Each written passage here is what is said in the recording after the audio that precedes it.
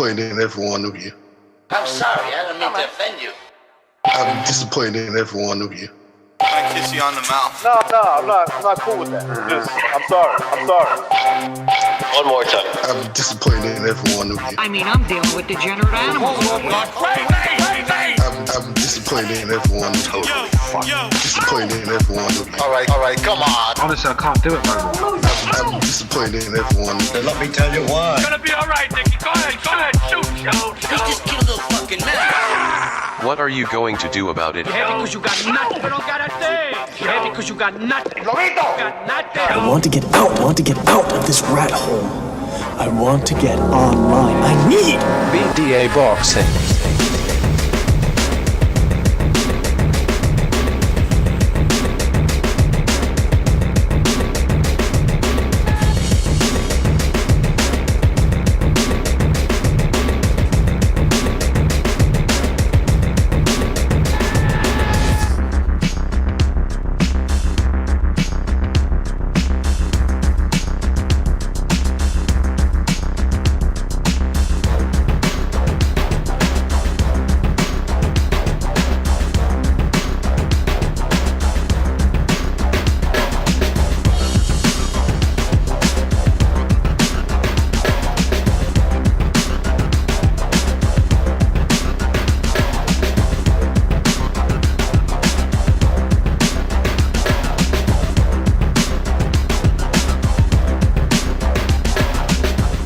Well, welcome everybody to another BD Boxing podcast, broadcasting to you live from the true north.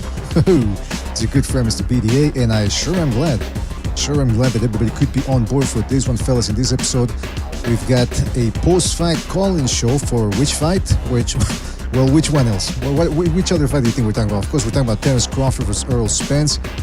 And let me tell you something. In case you've been living under a rock, spoilers, Terence Crawford makes it look easy. The fight of the century turned into the beatdown of the century as Terence Crawford dominates, drops Spence about 3-4 times? I think I lost count. And ended up stopping him in 9 rounds to become the lineal welterweight, undisputed, whatever you want to call it, champion of the world. So fellas, we're going to be taking your calls. The phone number is in the left-hand portion of your screen. I'm going to put it up on the big screen here periodically and in the chat so that you guys cannot miss it. So call in, let us know about the fight, your thoughts. Did it go down as you expected? I've got the predictions as well here. Hold on a second, there you go. So we're going to be checking back in there. I'm going to keep checking them in case anybody tries to get one past me, which is not easy to do. And I called Bucho, wanted to say something, and I wanted to hear from Jimmy too, because he's been involved in this Crawford Spence saga for 4 years now. Guys, I sent you the invite or the call.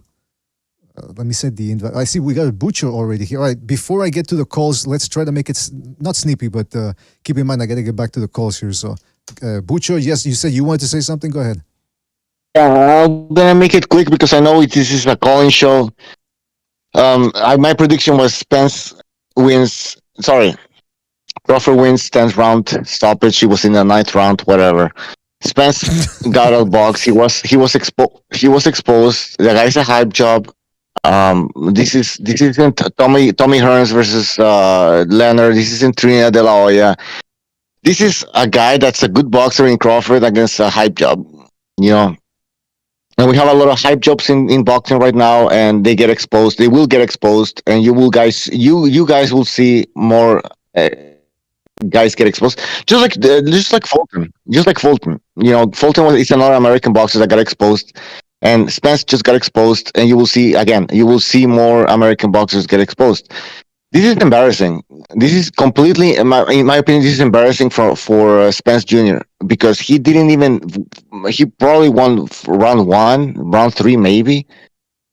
The rest, I mean, he got dropped multiple times. This is embarrassing. For a guy. Some people call him the number 1 pound for pound boxer. You guys don't know shit about boxing. I told you, Spence shouldn't be, and a lot of people said that Spence shouldn't be in a top 10 pound for pound list. And this is, and you just saw why he shouldn't be in a top 10 pound for pound list. That's all I have to say. All right, Bucho, I appreciate you jumping in and giving us your thought on that. And I gotta say something about that too. By the way, I got Jimmy on the line now. Jimmy, you've been involved in this saga for 4 years. you were the one that broke it down and said that, look, despite all the posturing from the Errol Spence fans and the PBC and LDBC fans, it's Terence Crawford the one that the fight and perhaps not the other way around. And you also said that he was going to stop Errol Spence. Are you surprised at how easy it was, though? Yes. No questions asked. Listen, that Spence, and this is going to sound bizarre because, like, I can say that 33 years old, dude's a shell of himself. You'll never see that kid in the ring again, ever. That's it. And good for him. Take your money, go live your life. He's a shell of himself, dude. Alcohol, I can't stress it enough. Alcohol and ring rust. He'll look back in his bodies and he'll say, "Fuck Al Heyman. That motherfucker." Every time I had momentum and I could have applied my craft, he sat me on a shelf. After that fight in Staten Island, we had the largest crowd in the cable TV that year. 11 months, boom, nothing. He was managed like shit. And look, this is what it is. He's a kind of a basic fighter, but the basics he did do was excellent. He's a long jab, straight right. But what did I stress the whole time? Crawford, he's never faced anybody who moves like Crawford, who can step to the side and make you pay. Because when Spence misses, he always misses big. If you go back and look at all his fights, when he misses with that right hand, he misses big. Crawford is not the guy to miss big with. And the shots affected him. 3 years ago, that jab wouldn't have put him on his ass. That was the alcohol, dude. Your life outside, there's a reason. It's not just like one of those, things just like a fucking, a wise tale that doesn't come true. Alcohol destroys the body. That's why professional athletes don't, usually drink while they're still plying their craft. You just saw a shell of a fighter go out there and get his soul taken. He got beat down. Guys, you listen to Jimmy. Jimmy said this for a long time. Jimmy knows his fucking boxing, guys. If you still doubt Jimmy and his predictions, you're fucking insane. He got it right on point, man. Jimmy knows his fucking boxing, guys. Because we've had people on the Open Lines panel that don't know Jimmy. They go, this guy don't know nothing. He's being biased, blah, blah, blah. Let's compare his track record to yours out there. And I'm talking about the people that disparage Jimmy and everybody else on the panel too. You guys know your shit, and I'm proud to be calling boxing with you guys. I've said it before, and thank you, BDA. But you guys called it too. You guys all picked Crawford too, man. No, man, I changed my mind. Remember, I said I was gonna go with you, but then I said, let me change it to Crawford decision. Let me go with it. I even said I'm gonna make the same mistake I made with Fulton Inoue. But anyway, listen, man, I gotta get to the phone lines. They're already overpopulated here. Oh yeah, I'm sure you're gonna be busy as a son of a bitch. Well, but I wanted to give you, especially you, Jimmy, a chance to talk because I'm pretty sure you're probably pumped up after what we just saw. I mean, the fight of the century. It was the beatdown of the century. Yeah, that was. I mean, put it this way: like I started feeling bad for him, man. I just felt like, man, he's feeling that whole crowd. He's got all those people showed up, but it started off ugly for him, guys. Let's be honest. He come out with some dude singing. He looked like with that belly flapping everywhere, and Crawford comes out with Eminem. It's like, oh, okay, well, he lost the fucking ring walk. Exactly. I mean, the people that were saying Spence would beat Canelo at middleweight. I mean, hopefully the people now understand why we say some of the things we say here. Can I just add one thing too, and I'll tell you kind of what happened. When guys aren't fighting often, what happens? The fans are still there, so they occupy themselves with narratives and fucking stories. And he took what little he accomplished at welterweight, and I tell everybody, his resume wasn't that strong. He's never faced anybody like Crawford who's only getting better. And what happened, though, you got guys, they started going at each other, and it started building into this thing where one side, like Crawford's people, I mean, they call them the Errol-sexuals, he was going to do this, and Crawford's a punk, and they shit-talked his wife. Did you hear Crawford in the ring after? He was breaking up. I thought he was going to start welling up because he was talking about, they talked shit about me. They said fucking, they hid everybody from me for years. They wouldn't fight me. And he went out there and he put an explanation point. So I'm really proud of him. And it's actually kind of rejuvenated this week, has rejuvenated my love for the sport. Well, there you go, Jimmy. There's always hope. But thanks for letting me get my piece out there, BDA. Anytime. It's always an honor to be on with you guys. And we'll talk tomorrow then too as well. And you know what? Maybe if no problem. And I'll be listening.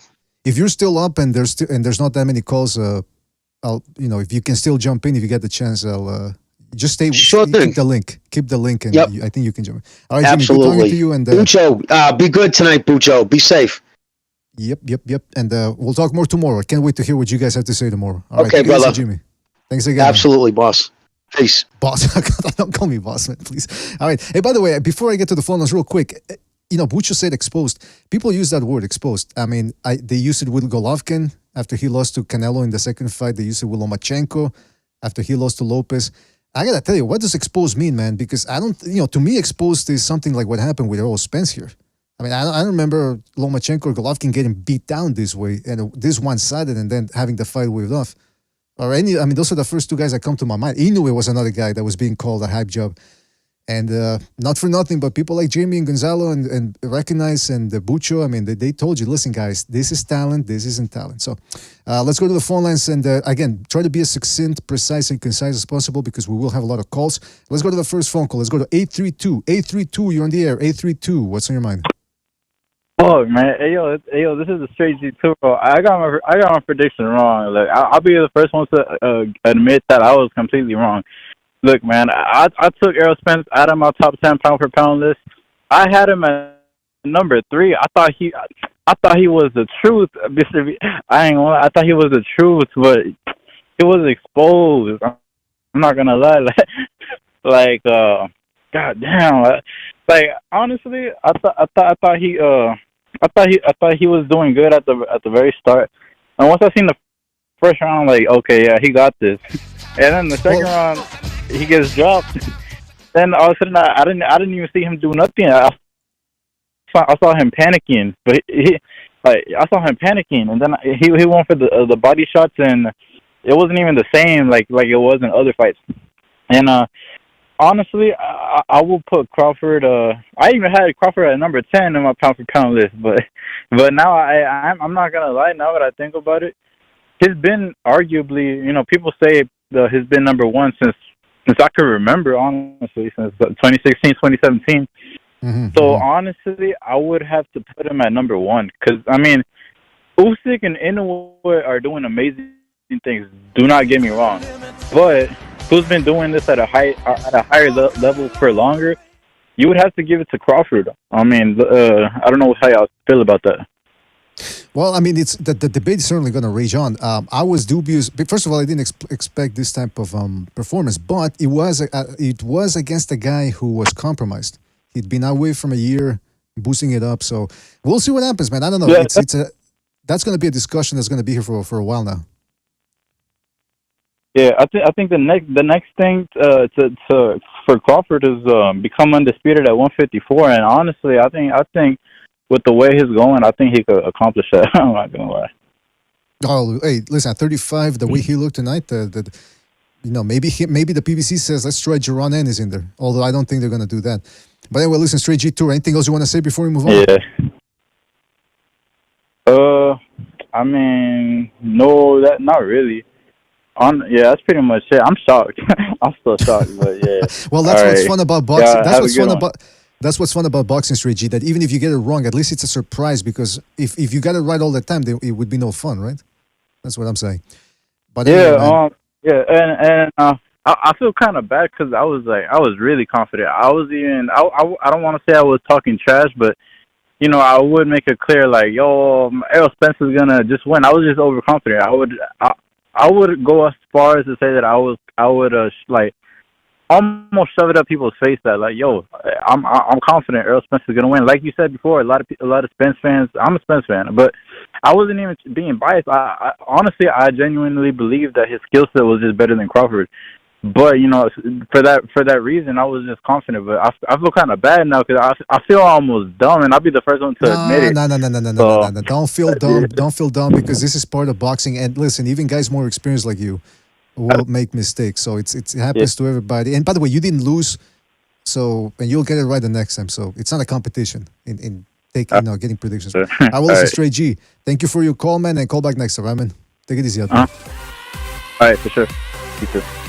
All right, let me go to the couple of super chats here before we continue taking the phone calls. Already, I'm seeing a high input of calls more than usual, and why not? Shout out to Electorazo for his contribution to the super chat. He says, Mr. BD, I think I became a patron member, so I'm so old I don't know what I'm doing. Well, let me check the list and see if you are indeed in there. But if you are, shout out to you and shout out for the contribution right there in the super chat. Always appreciate it. Shout out to Soda Pop Curtis for his contribution to super chat. He says, I think Spence was concussed before the stoppage, so legit stoppage by ref. It was I'll tell you, it was a tad little quick, but he was wobbly legged. He'd been dropped 3 times. I don't think there's too much room for a complaint. Who else? Hold on, there was another. Oh, shout out to Paul Atreides of House Atreides. Shout out to him. And he says Crawford jabbed his nose within the first second. LOL. I don't know how people thought Errol had a chance after the first round. Writing was on the wall. I'll tell you what, Paul. After the third or fourth, I said this is over. It was looking like Fury Wilder 2, where you knew there's no way this guy is going to be able to turn it around. Even his body shots seemed to have no effect on Crawford. And by the way, Crawford, when he clinched him, Spence couldn't get out of the clinches. That's the strength that people were talking about from Crawford. Well, let's go back to the phone lines here. And again, be succinct, precise with your thoughts, be concise, and let us know. Was Errol Spence exposed? Because I kept asking people, if Crawford loses his fight, was he exposed? After today's beatdown, is it safe to say he proved something? And is it safe to say that Errol Spence was exposed? People say that about Golovkin, Lomachenko after they take a decision loss. What about tonight with Errol Spence getting beat down? 731, you're on the air. 731, what's on your mind? What's up, idiot? Can you hear me? Yes, I can hear you. 731, what's up? Man, I'm the happiest black man in the world right now, man.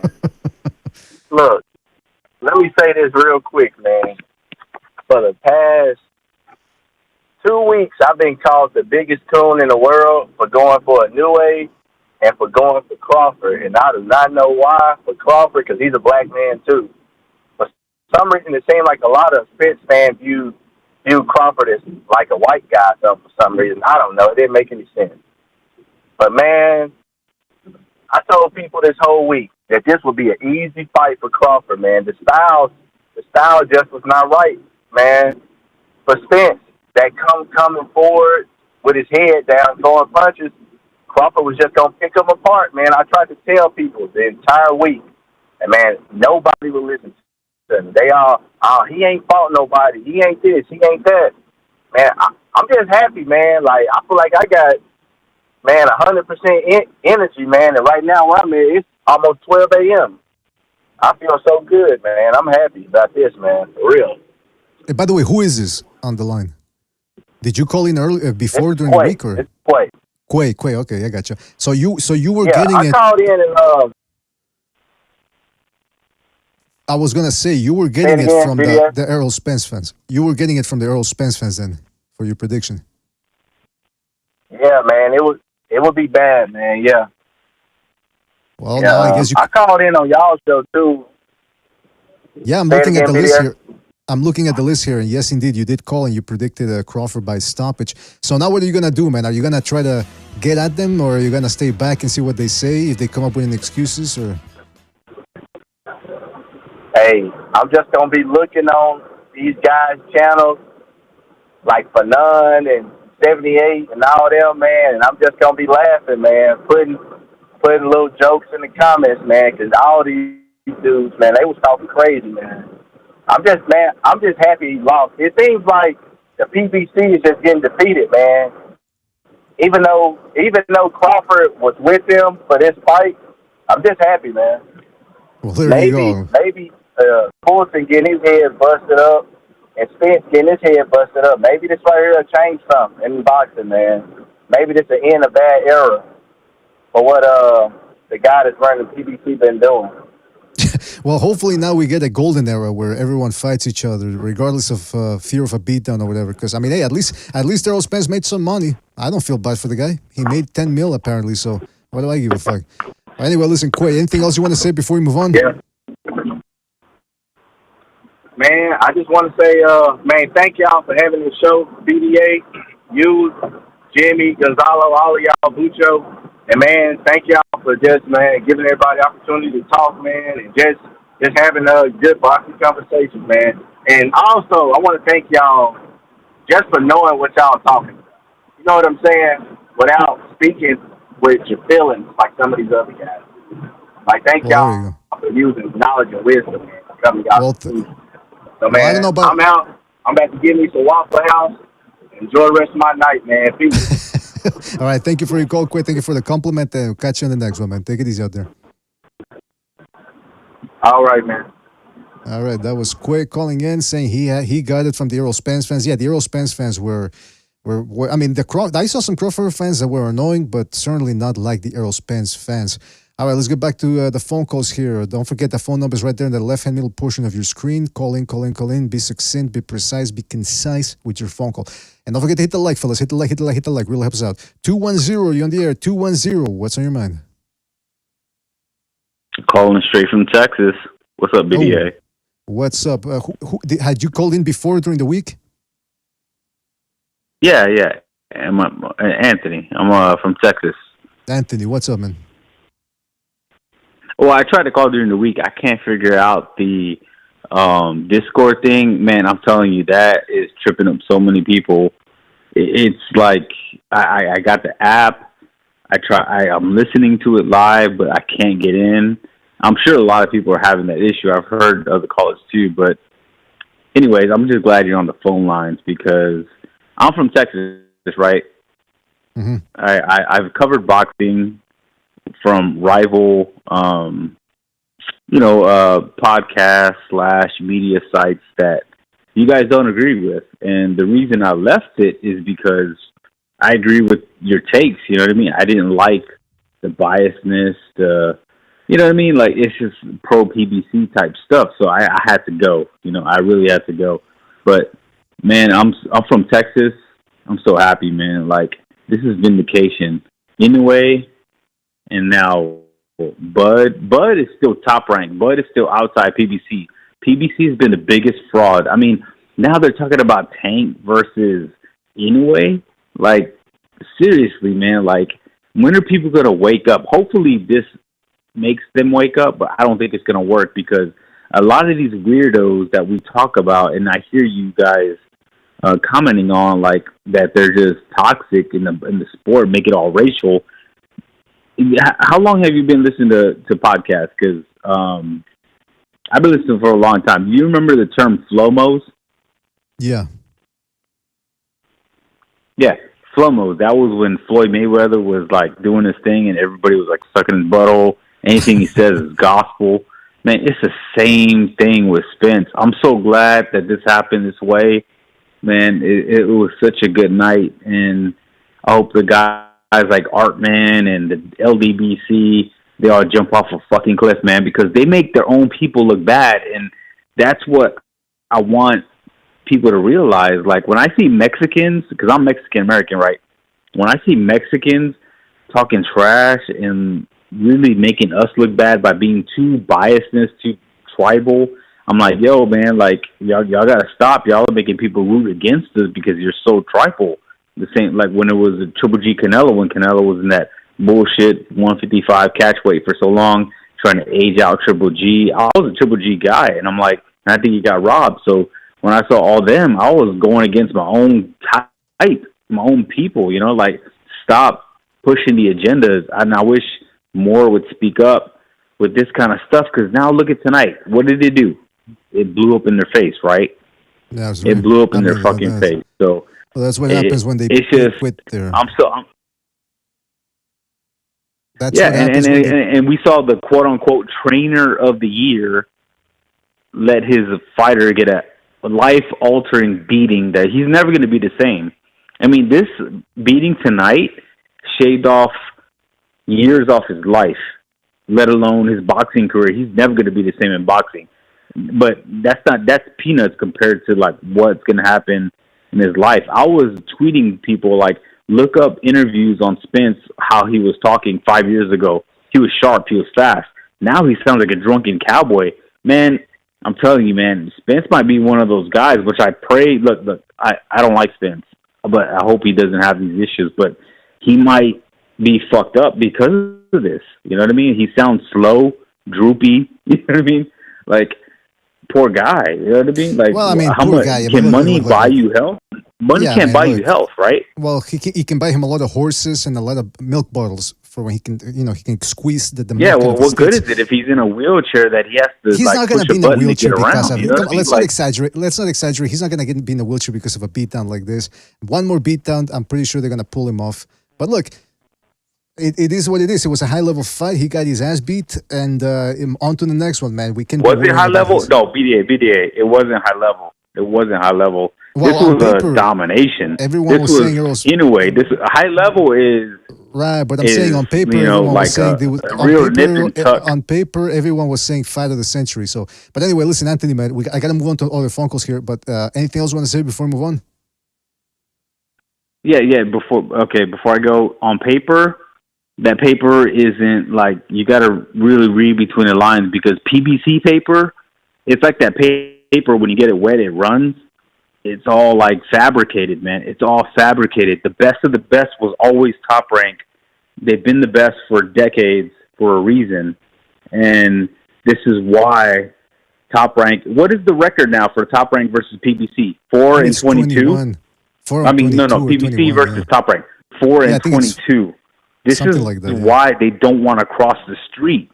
And this is why Al Heyman got ran out of music and is now running to boxing, because he's crooked. But okay, BDA. Anyway, this is why I want to keep Tank Davis. Put out a tutorial on how to get on the Discord, because man, I'm telling you, man, a lot of us are having issues with that. How to get on, because we want to have more time. We want to have more time to talk. You trying to figure out Discord, it's like watching Discord is Terence Crawford and you're Errol Spence. Let's just put it that way. But yeah, I'll put a tutorial with pictures on how to do it, and it's not that bad. It's not that difficult. All right, well, listen, Anthony, thank you for your call. Call back next time, right, man? Take it easy out there. Hey, thank you for doing the show, man. You guys are awesome, dude. You guys are awesome. Thank you. You guys keep us going, man. Awesome. I appreciate it. You guys make my week. Thank you. Oh well, thank you, man. Really appreciate it, and hope you're entertained, man. That's all we can do here. My kid was asking me, "Hey, what are you always listening to?" I'm like, "Dude, you gotta listen to it when you get older." If I were you, I would like to. All right. If I were you, I would lie to him too. I wouldn't want him to know I was listening to a boxing show. But anyway, listen to Anthony. Thank you for your call. No, he's into boxing now. I took him to a fight, and he's hooked now. So I'm like, "Yo, man, BDA, another BDA Junior." Right there. So, all right, man. All right, hey, man. Take it easy. Hey, you too, man. Talk to y'all tomorrow, man, or whenever whenever I can. All right, take it easy out there, man. All right, let's go to another phone call. Don't forget to hit the like. Before I do that, however, excuse me, shout out to Jay Nels for his contribution to Super Chat. He said, so alcohol and partying and the fight game at the top level don't exactly mix. Shocker.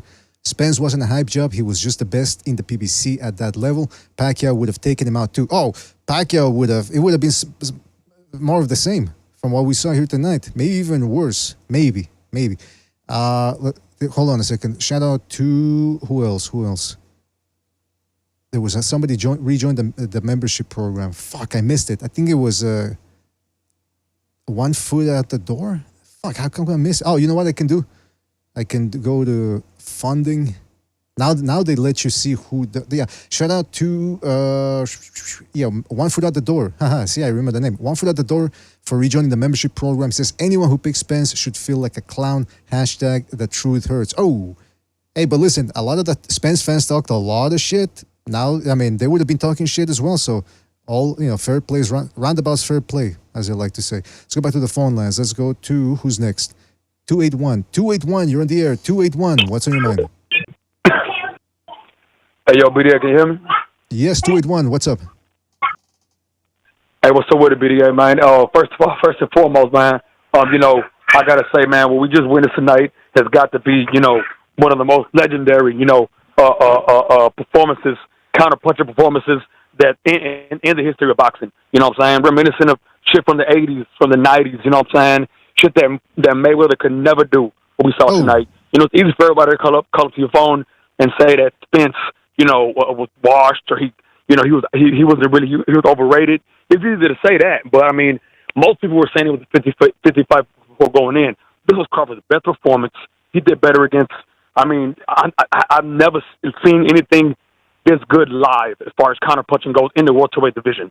Kavalaskas, he didn't look as good against Kavalaskas, against Benavidez. This fight right here, I mean, it just solidified him as number one pound for pound. There's no doubt about it. Like I said, the Floyd fanboys talk about Floyd Mayweather is the GOAT. He was a master of the science of boxing, hit and not get hit. No, Terence Crawford is. That is how you fucking box, the way he did it tonight. That is how you hit and not get hit. And I'm not by running around the fucking ring. No, the way Terence Crawford did it. That was a masterclass performance. I'm just glad I saw it live. I believe, the Errol Spence got exposed. He got exposed, but not skill wise though. Here's how he got exposed. He got exposed because he thought he was so good that he could call Canelo out. Can you imagine that? If Terence Crawford did this to him, and Terence Crawford doesn't even say Canelo's name because he knows his place. Imagine what Canelo would have done to Errol Spence. People he got carried this away, dude, man. People got carried away. And Caller, what do you think about this? Did Sean Porter perform better against Crawford than Spence did? I would say no. He did better against Spence, definitely. But it was a very competitive fight, and who knows what would have happened if Sean Porter's dad didn't throw in the towel. Who knows if he would have knocked him out or they would have went to all 12 rounds? Who knows? We will never know because Sean Porter's dad threw in the towel. But I still believe Terence Crawford did better, slightly better. You can even say much better, but he did do better. But this performance tonight, I mean, this is his best performance ever. His camp must have been one of the best ever. This is legendary shit right here, man. They're going to be looking back on this fight 20, 30, 40 years from now, talking about it. That's how live I think it was. Errol Spence has the skills. He does have the skills, and that just makes Terence Crawford that much greater, Mm-hmm. Absolutely. And I mean, other than that, BDA, I guess the last thing I want to say is that Errol Spence needs to sit his ass down somewhere, go back to the drawing board, and figure out what the fuck he did wrong. Because after he got knocked down the first time, what did he do? He did not adjust. He kept doing the same damn thing, going forward on the straight line and backing out in a straight line. He gets knocked down, he gets back because he's doing the same shit, going forward in a straight line, doing his combination, backing out in a straight line. And that is how Terence Crawford was timing him and countering him. Naya and Noe, when he would go to the body with the jab, what would he do? He would change his head slots, either to the side, to the right side, the left side, or down, all the way down to confuse Fortin. Errol Spence kept doing the same shit. He kept doing the same shit, going forward in a straight line and coming back in a straight line. That's why I got that TKO'd. And hey, man, tonight's Crawford's night. I'm really at a loss for words right now, BDA. I really am. I don't even know what to say. That was legendary shit. I get you, man. It was a fine performance, fine like silk. So we'll see what happens. But excellent points there, caller. We got to move on here. But thank you for your call. Call back next time, all right? Take it easy out there. All right, baby. One last thing. I got to say one last time. Terence Crawford is the real GOAT defensive boxer, not Floyd Mayweather. Floyd Mayweather is a bitch that runs. Terence Crawford is the truth. All right, BDO. You have a good one, bro. You too, man. Take it easy out there. Have a good night. All right. Mm-hmm. All right. And by the way, he said that Spence should go back to the drawing board. I gotta tell you, maybe not so quickly, because after the beating he just took tonight, I don't think we're gonna be able to make out what he's drawing. Just give him a bag of ice. Maybe give him something to reduce the inflammation, because this was this type of beating. Oof. Let's go to another phone call here. Don't forget to hit the like. And by the way, shout out to Sir Unai Emery for his contribution to the Super Chat. He says, would this Bud beat Prime, Floyd, and Pac? I gotta tell you, man, that the caller brought that up, and this is the type of, after a performance like this is the type of subject that gets brought up, and it will continue to get brought up. And I suspect, just like the debate about pound for pound number one, who's pound for pound number one, that one's going to be around for a while now. I mean, Crawford did what he had to do. He proved it finally. And I was a bit of a skeptic as well about how good he was. And tonight, even though he was a bit of a compromised Spence, I mean, how much did it really affect? I mean, would he have really changed that much? I suppose we'll never know. And by the way, whose fault is it? It's not Crawford's fault that Spence got fucking drunk and flipped his Ferrari over and was drinking and being drunk on Instagram, want to go to Dubai, baby. I mean, come on, that's not Crawford's fault. Let's go back to another phone call here. Let's go to 646. 646, you're on the air. 646, what's on your mind? Yeah, this is me. This is Garvin. What I predicted, a 9th round knockdown, then a demolition of Errol Spence. That's what I predicted. Look back on the tape. Friday, I said he's going to knock him down in the 9th round and finish him. Wasn't that as precise as I said, but I did say that. I did say it's going to demolish him. Garvin How said, are you going to box a boxer? It makes no sense. Zero. Errol Spence trying to box a boxer. Until he was trying to box a boxer. Come on. What sense does that? And then he tried to bully him. Terence Crawford just uppercut. I told the guys, rewatch the Danny Garcia fight when he came in with that bullshit ass jab and overhand. Danny Garcia uppercutted. And you guys can't tell me I didn't tell you guys that Friday. I told y'all. I kept on telling y'all. He's gonna be the same Crawford I saw versus Avenese, and I said he was gonna get beaten. That's what I said. I never said beaten up. I was a little bit shocked. He got destroyed by this. I felt super confident. This sounds like one of those conversations where if you're talking with somebody in the street and you're telling him a story, and people don't know that you're reciting what you told the guy in the story, and they think you're telling them that to the guy in the street. It's like, I told you. I did call him Friday though. I did. No, I'm saying the way you're saying it, it sounds like you're lecturing us about how we doubted you or something. But listen, no, I'm not lecturing, but I'm just saying this. I'm kind of hype right now because all the Errol Spence lovers, man, this was their breakdown. Errol Spence is going to break Terence Crawford. What? That is not a break. What? That is not a breakdown. Oh, Errol Spence is going to break Crawford. How? Because he's going to break him. Like, these guys are clowns. People like Boxing Eagle, Fan, and all these idiots. They're and then they say, Spence is too big, which I believe Spence is bigger than Crawford. I do believe that. But Crawford, he trains with UFC guys. He grapples. If you guys watch the fight, you should have seen how he smothered him. Every time Errol tried to come in, he smothered him, and he makes sure he smothered the jab. So he could only throw the overhand, and then Crawford had his right hand up the whole fight. Errol could barely get any of his left hooks hitting Crawford. There's barely any that hit him. Crawford was so deadly. As Conor McGregor said, timing beats speed, speed beats power. And you know what? Crawford had every single thing. Power, timing, speed, and he was stronger. I wonder if Errol was weight drained. People are talking about weight drain. Like, how dare you talk about weight drain with Crawford? Listen, man. Both guys both guys are big welterweights, so that excuse goes out the window. And number two, man, they're big, man. Crawford was way bigger than I thought. I never knew he was going to be that big. What the Spence fans had been saying all along, like you said, when you would ask him, break down the fight, they would just, like you said, they would go, he's just got too much dog. He's got too much dog. It's like, that's the breakdown. I thought Crawford had dog in him, too. I mean, hey, listen, at the end of the day... I said, if you rewatch the Garcia fight, man, it was a blooper. When I saw that, because I rewatched the fight like a week before this, but I was like, oh, hell no, Crawford must see this a million times. Because this is what Errol do. He comes with the jabs, he ducks. And you could see on every time he ducks, Crawford catch him with the hook, catch him with the uppercut. You guys can't tell me you didn't see that. Every time he ducks, every time Errol Spence ducks, Crawford catching him. And then when Errol Spence ducks and hit one, Crawford, he always leaves his left hand on when he throws that big hook to the body or the head, and Crawford just boom, boom. And that's why he had the flash KO. Because Errol Spence keep putting that hound after he did it. Absolutely. That's a great observation. But yeah, now, man, I'm Garvin, super hyped, man. That's an excellent observation, and that's an excellent observation. You got it right, and yes, it was a hyper performance. It's got everyone hyper right now. So shout out to you, Garvin. Thank you for your call. We got to move on here, but thank you for your call and call back next time, right? Yeah. Become a regular with the calls. All right, that was Garvin right there. Shout out to Garvin.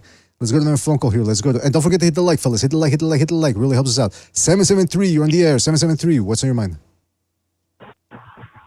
Fuck is up, bro? What's up, Chicago? What's up, buddy? It's K-Dog. What's up, K-Dog? Hey, man, I got to talk about nothing much. I watched the fights, and I tuned it back and forth between that and UFC. I was a little bit shocked. Thought it'd be more competitive, but I'll tell you this.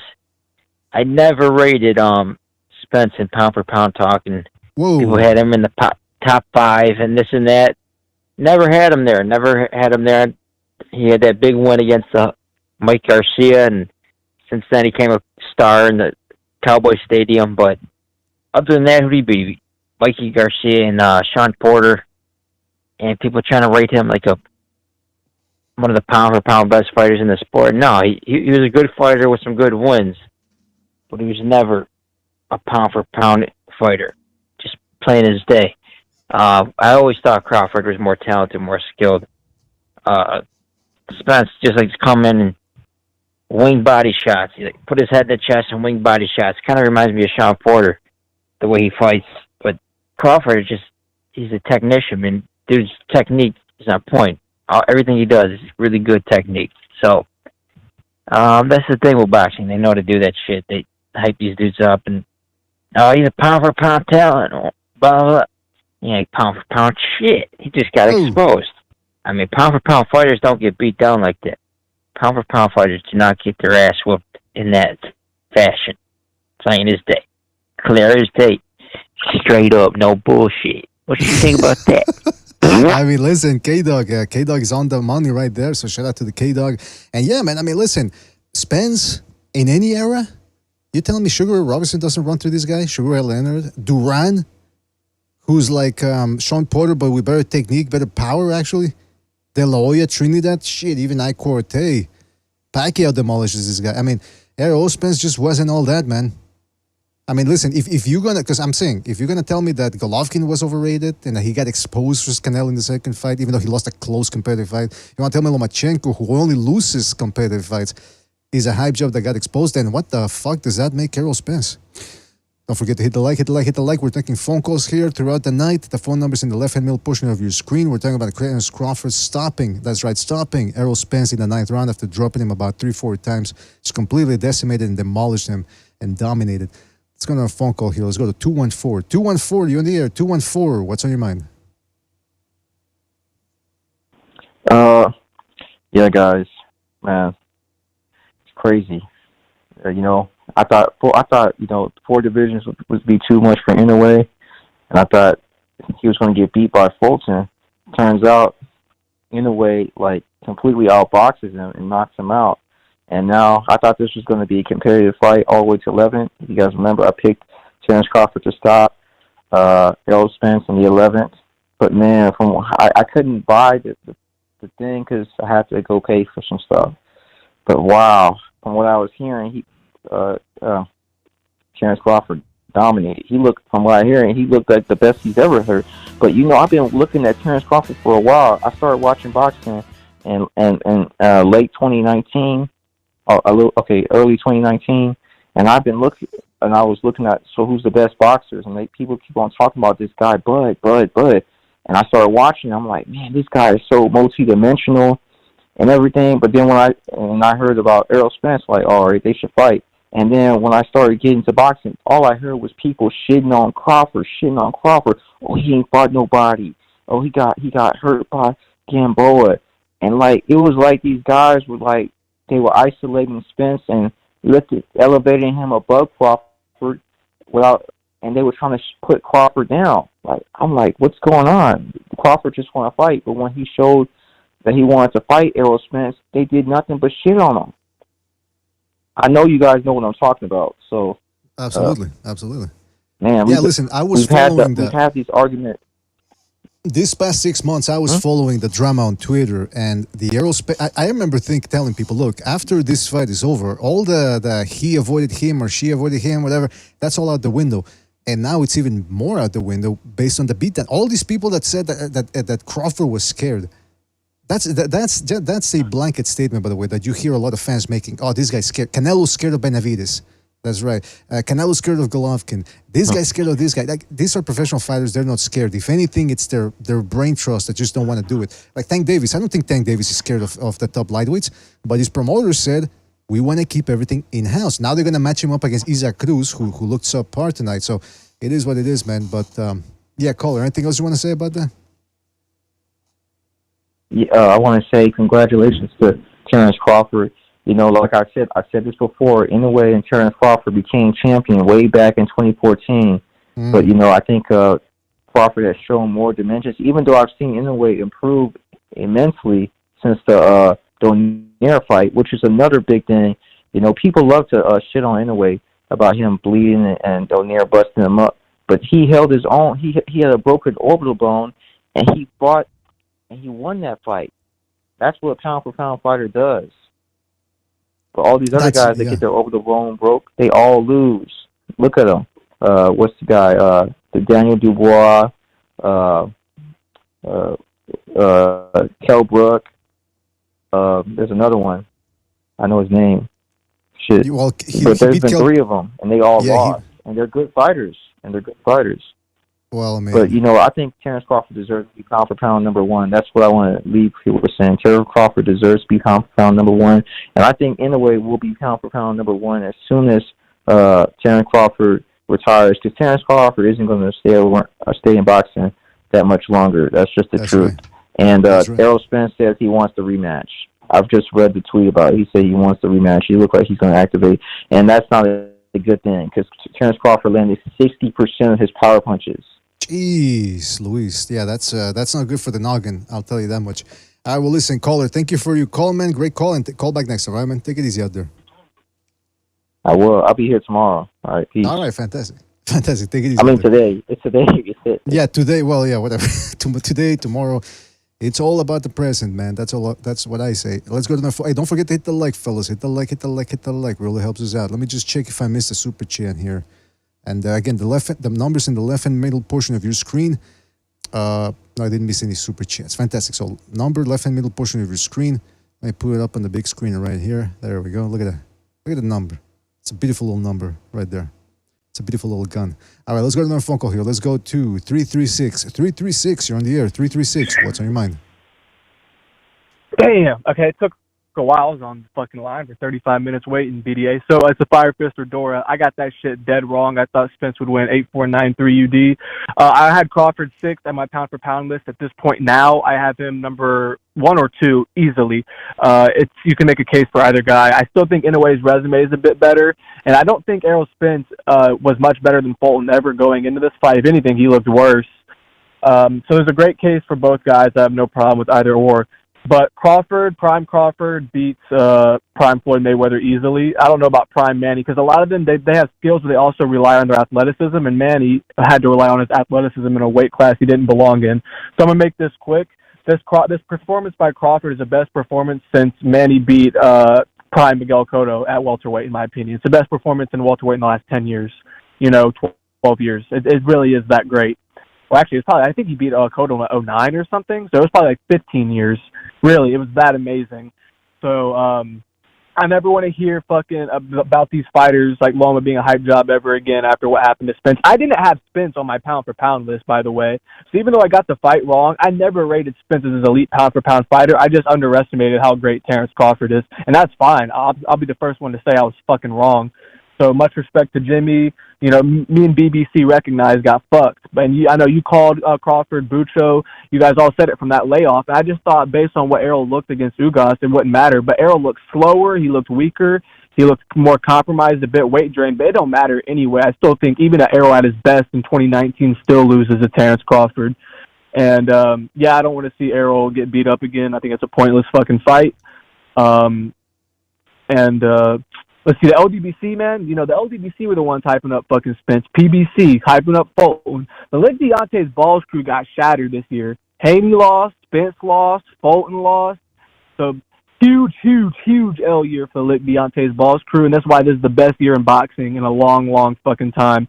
I'm happy Crawford won because, he's a Midwest kid like me, fucking, came from nothing, broke his shit, doesn't talk a lot, doesn't need to. Fucking 11-0, 11 KOs. Huh? Doesn't talk a lot. Wait, say that again, BJ? You said doesn't talk a lot. Yeah, he's just a fucking... Right, yeah. He's just a quiet killer, man. And he even said it, real niggas don't fucking talk. And he fucking showed it in the ring. Real niggas don't talk. And he fucking killed that fucking man. He battered that nigga. I'm telling you, if you had Crawford number 1 pound for pound, I wouldn't argue it. I just never rated Spence that highly. I personally fucked up, and I underestimated how great Crawford is. He is that elite. He destroys Prime Mayweather. Mayweather had no impressive performances at welterweight, for fuck's sake. He's 11-0 with 11 KOs in the fucking weight class. That's right. I can say now, had Spence won, he could have been compared to the guys I talked with Bucho earlier. Tito Trinidad, Oscar De La Hoya, Pacquiao, Floyd, Shane Mosley, Miguel Cotto. Now that mantle goes to Crawford. Now we compare Crawford to Cotto, Oscar De La Hoya, Shane Mosley, Cotto, Floyd Mayweather, Manny Pacquiao. he stole that shit from Spence. So There much you go, respect man. to Crawford.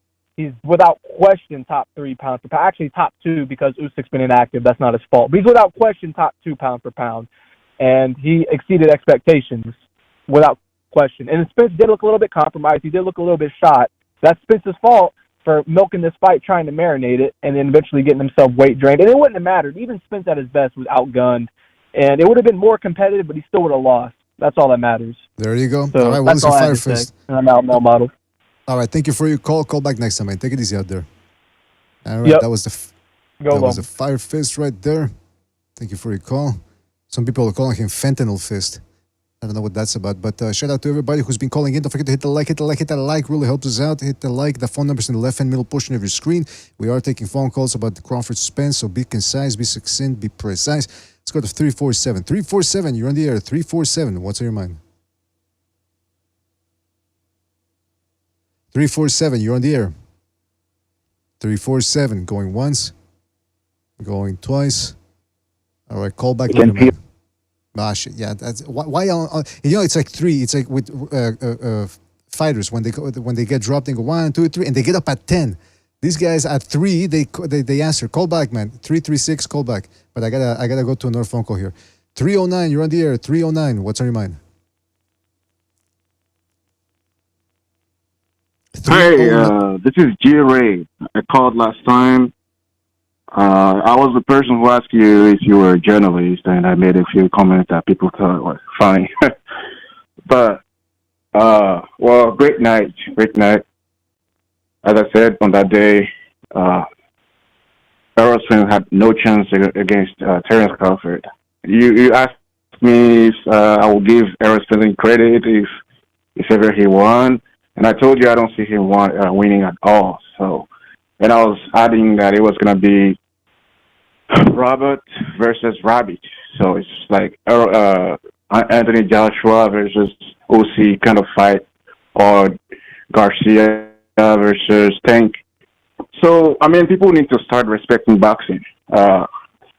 I see people kind of polarize, talking about race and things. I don't think the guys they're referring to just have a kind of way to look at boxing, which is being big means victory over the small-looking guy. So that's the way they see things. But they need to now start learning, you know, and see boxing as something scientific. Boxing is an art as well. So it's very simple. I learned that lesson from Anthony Joshua versus Andy Ruiz in 2019. It was the same kind of scenario. Anthony Joshua got jumped 3 times. Referee had to stop the bout at a certain point. And I was like, okay, now this guy was so strong, but he faced a boxer, someone who can dodge and punch and counter punch. Then this sport is an art. So, I mean, it's very simple. I don't have much to say. I hope these guys will learn. I think Errol Spence had already learned before coming to this fight, because in the beginning, in the other press conferences, he was confident because they put that same ideology into his mind. He's a bigger man, and all that. But I think the Inoue Fulton fight kind of influenced him a little bit, and he kind of cut down on that kind of speech during the last events. I mean, leading up to the fight tonight. So he kind of got a lesson from that fight, because the smaller man beat the bigger man. So he kind of got humbled, and that's probably something that kind of made him kind of cautious tonight. But there is a very serious point that I want to raise now. I just want to ask you personally, this is a personal question. I don't know. When Errol Spence was walking to the ring, the way I saw him, I was like, this guy smoked something tonight. I mean, I don't know. You know, Jerry, is he gonna be okay? I gotta tell you. Bucho told me. I wonder. I don't know if anybody made. Caller. Bucho told me the same thing. He said, this guy looks like he's ready to lose. he looked. I know he always looks relaxed and aloof, but Spence did look like. Yeah. I don't know, man. Maybe he looked. I'm not saying that that's an excuse, whatever. But I'm saying maybe the event got to him. Jimmy said that he felt that Errol Spence knew he was gonna get beat, so maybe that's what it was. Maybe he knew what the deal was up front, that he wasn't gonna be able to pull it off. So hey, well, listen. Yeah, I mean. Well, Jimmy, kind of looked weird, but no matter how he was, even though he was like 100% and everything, they wouldn't win against Crawford. But that was kind of something weird to me. And even at the press conference, I was watching the press conference while I was standing online. He had hard time kind of talking and responding to journalists' questions and all that. I mean, I don't know. People need to start respecting boxing. Absolutely. And, yeah, you're right, G-Ray, because people just that's the main thing to learn from this fight tonight. Yeah, people make it racial and they go with their Terence heart. Crawford for that performance. Absolutely. Well, listen, G-Ray, thank you for your call. Sorry? We gotta move on here, but thank you for your call. Sure. Call back next time, man. Take it easy out there. Yeah, of course. All right, take it easy. Bye-bye. Yeah, by the way, I just want to clarify. I picked Crawford to win, so I'm not making excuses for Spence. But you gotta admit, Spence did look. He looked a little off there, man, and he's been in around big crowds, so maybe he knew what time that Crawford had come in to collect. You know what I mean? Maybe he sensed it. All right, let's go to another phone call. Let's go to 205. 205, you're on the air. 205, what's on your mind? What's happening, BDA? What's happening? What's up, dog? Oh, is this Uncle Charles? Uncle Charles. Didn't I not tell you a couple of days ago that he was going to bust his head to the white meat? Didn't I not say that?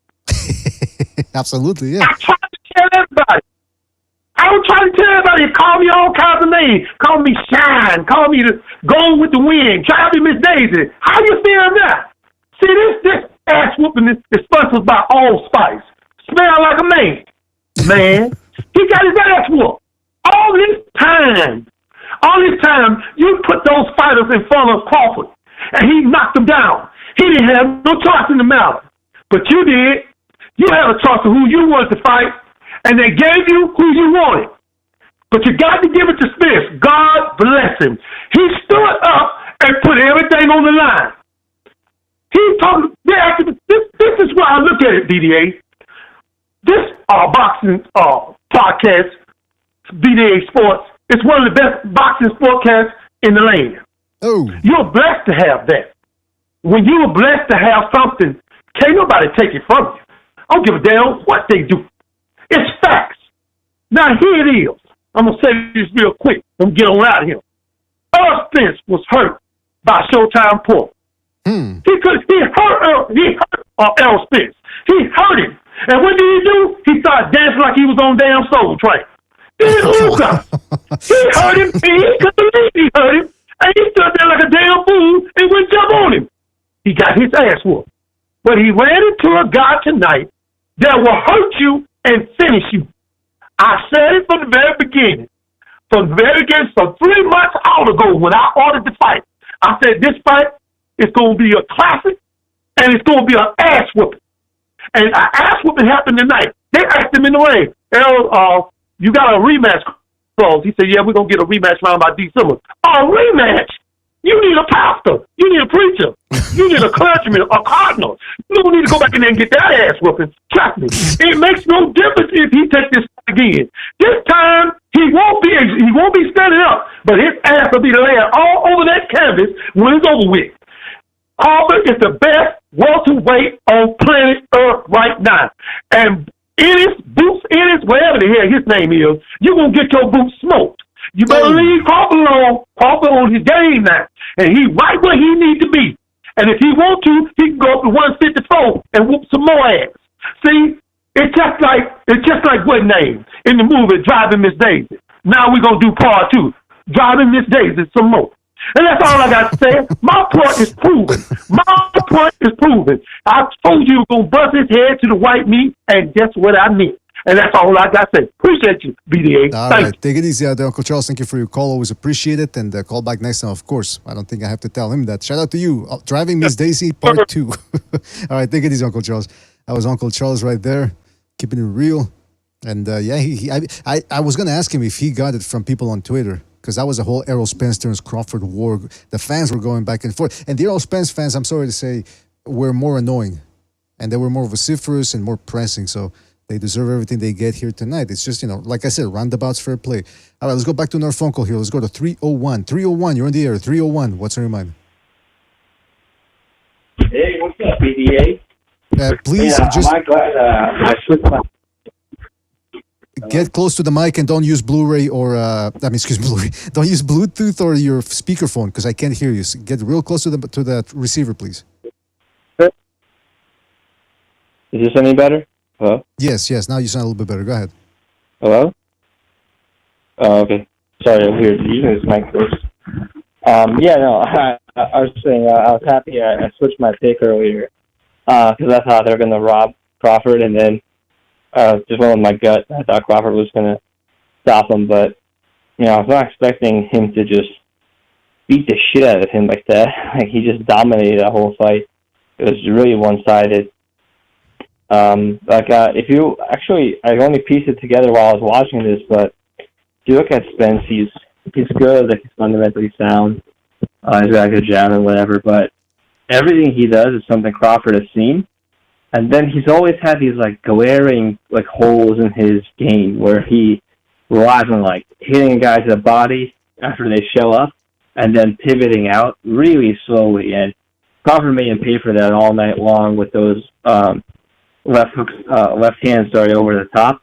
And every time I tried to bang with him on the inside, it was either a counter right hook or a left hand to the body. And the speed difference is really, I think, what got Spence. It just got worse and worse as the night went on.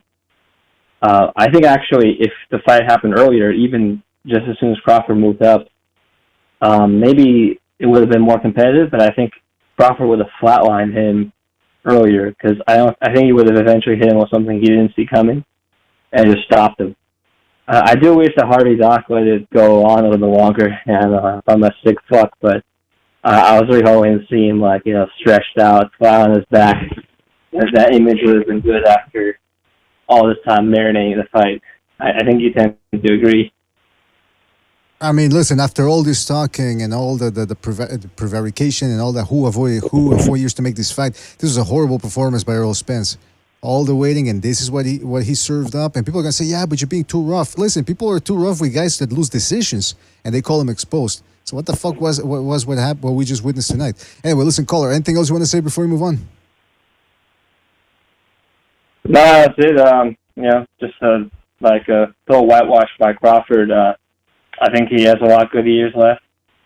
Hopefully he doesn't start sliding, but if he fights like this behind his guard, I think actually as he fights guys who are more his size, it'll be easier for him. I think he struggled more with the faster guys that came underneath his punches. But I think when I saw the height difference, it was a 2 centimeter difference, not even an inch. Mm-hmm. And he had a longer reach. I think when I saw him spar Adamas, makes me think he can move up a few weight classes still, even at his age. He looked jacked, fucking stacked, I want to inspect him to see if there are any injection marks in that. Well, somebody said loaded gloves. But anyway, listen, man, 301, thank you for your call. I got to move on here because I'm getting a lot of calls. I can't wait for that. They're going to be like, oh, man. All right, I can hear you, man. I can barely hear you. All right, 301, thank you for your call. Come back next time. Take it easy out there. Yeah, there's just too many calls here right now. Let's go to another phone call. Don't forget to hit the like, fellas. Hit the like. We're taking phone calls here. The phone number's in the left-hand middle portion of your screen. Call in. I want to hear from you. 909, you're in the air. 909, what's on your mind? Hello, can you hear me? Yes, 909, what's up? Okay. Man, so just have a few points. First, in regards to that caller a few back that was rather eccentric, calling on God and everything. I have to agree with him on the part of thank God that Spence was forced to come into this fight, because doing what he was doing, man, he was holding up the division, and that's never good for boxing. And listen, I myself have been very blessed from coming from a good starting life, but in boxing, it does not matter, as it's a poor man's sport. It does not matter where your origins lie. You cannot bleed the sport. Otherwise, karma's going to come at you in a very ugly way, and that's what happened. And that's why I then transitioned to a point where I agree pay-per-view BDA and saying that this is what he deserves. You know, it's good that Spence got what he deserved and that he came to accept his fate and all, but I think, like you said, the bigger picture is that he got what he had coming to him for disrespecting the sport. You know, that's the big message I'm getting from what everyone here is saying. It's disrespectful to do that, and you get your ass whooped as punishment. You know? You're absolutely right, caller. You're absolutely right. And people like Tank Davis should take notes because he's being babied, quarried, rehydration clauses. Now they're talking about him versus Inoue instead of him moving up to fight Terence. Why don't he move up and take on Terence Crawford and no rehydration clause? Well, apparently they think it's okay for Inoue to bulk up and move up a few weight classes, and so I agree with you. Why not say the same about Davis and put him against Crawford? You know? Mm-hmm. Why not that? But no, it's just people are so... I don't know, man. It's just, I feel like boxing is still... I mean, we're slowly getting rid of the people who really aren't as educated as they need to be to make calls, or at least make sensible calls like that. But I think we're starting to wake them up to see, like, oh, wait, no, that actually doesn't make any sense. And it's starting with Spence, because Spence was on the he was the epitome of the ugly, unfortunate side of boxing, where it's all hype, it's all flash, it's all drill, it's all dressing up, it's all going to the strip club and throwing bills or checks that you don't even have the money to pay on because you keep going to the strip club instead of putting food on the table for your two daughters. You know, he was very much the part of the ugly side of boxing. You know, and I'm hoping now a lot more people are going to take interest in Crawford and see, well, what's this guy about? And they'll see how much of a family man he is. You know, not just the fact that he's a great sportsman, just how much of a good role model he is for them to look to. Just Spence really reinforced and gave credence to the ugly parts that come with so much wealth so fast. You know, so I really hope people start respecting Crawford not just as a sports person, but as a person who should be admired all around. You know, someone who's can be, you know, an inspiration to do better in life, you know, like how it used to be in boxing until it got all jacked up like it is right now. Absolutely, man. You're absolutely right, man. That's a fine point you just made. Well, listen, caller, we got to move on here. We got a lot of calls, but thank you for your call. Call back next time, right, man? Take it easy out there. All right, and I just want to say I really love your channel, man, and please keep it going, dude. This is one of the best things that you do a lot of good for the sport, man. I just want to let you know that you do a lot of good for the sport when you do this. Well, thank you, man. Thank you. I appreciate that, and I'm glad people enjoy the show that we provide here. Well, anyway, man, listen, shout out to you, and we'll keep on enjoying boxing as it goes along, man. It's only going to get better, I hope. All right, thank you, caller. Thank you for your call, man. Take it easy out there. All right, that was a call. Take it easy, man. That was 909. Hey, don't forget to hit the like, right, guys. Hit the like. It really helps us out, all right? It really helps us out. Anyway, we're taking phone calls here, talking about the Terence Crawford, Errol Spence aftermath. 9th round beating. It was a beatdown, demolition, derby. So call in, let us know what's up with that. What were your thoughts? Were you surprised? What's next for Terence Crawford? Was Errol Spence exposed? You know, that's the word a lot of boxing people like to use. Does it apply here? Let's go to that phone call. Let's go to 214. 214, you in the air. 214. What's on your mind? Hey, BDA, that's me. That's you, 214. What's up, baby? Ahorita, güey, ahorita. Hey, BDA, ¿qué pues? ¿Cómo estás, güey? Muy bien, ¿Toda muy 100? bien. Toda 100%. ¿Eh? Claro que sí, claro que sí. Es todo, cabrón, es todo. Hey, Acito, güey, Ace. Hey, I wanted to tell you, man. I want to tell you about the fight, man. Spence and Errol Spence and Crawford, man. I already knew Crawford was gonna win. You know how you say Crawford had more skills, he had more dog, he had more like more agility and more anything, man. And I already knew Crawford was gonna win, you know, and I always said this that Spence always been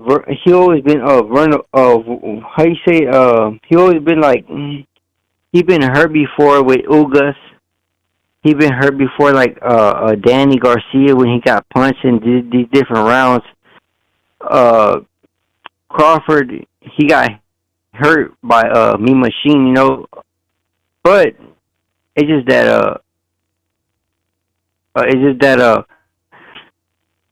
Spence, I mean not Spence, Crawford, he always had more ability, you know. And the only one that can beat Crawford, I always said it was Virgil Ortiz, man.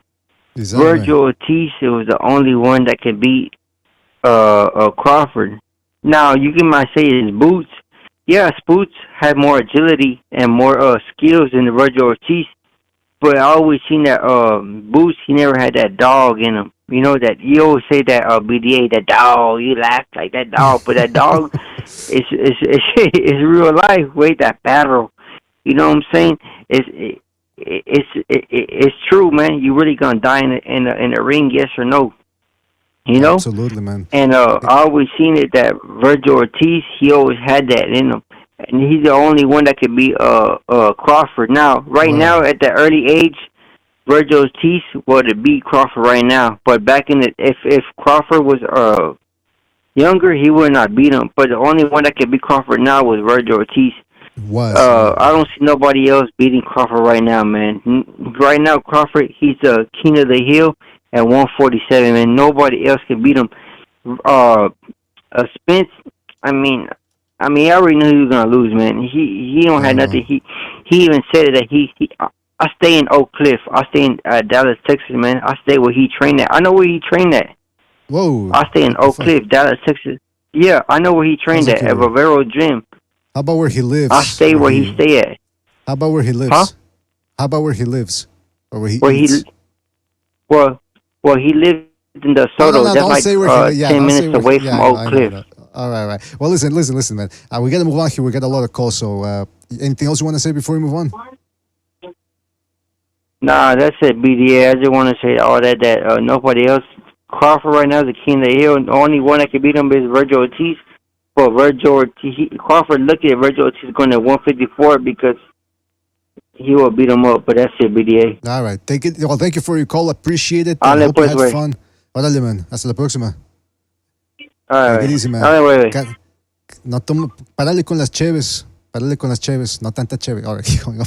All right, shout out to you, man. Thank you for your call. Don't forget, we're taking phone calls right here. The phone number is right there in the left and middle portion of your screen. I will say about Virgil Ortiz, I like his skills, I like his talent, but I hope he's looking at Errol Spence and realizing that you cannot stay inactive and expect to deliver pound-for-pound performances, especially with the weight cutting and all that, feinting, having a guy giving you mouth-to-mouth.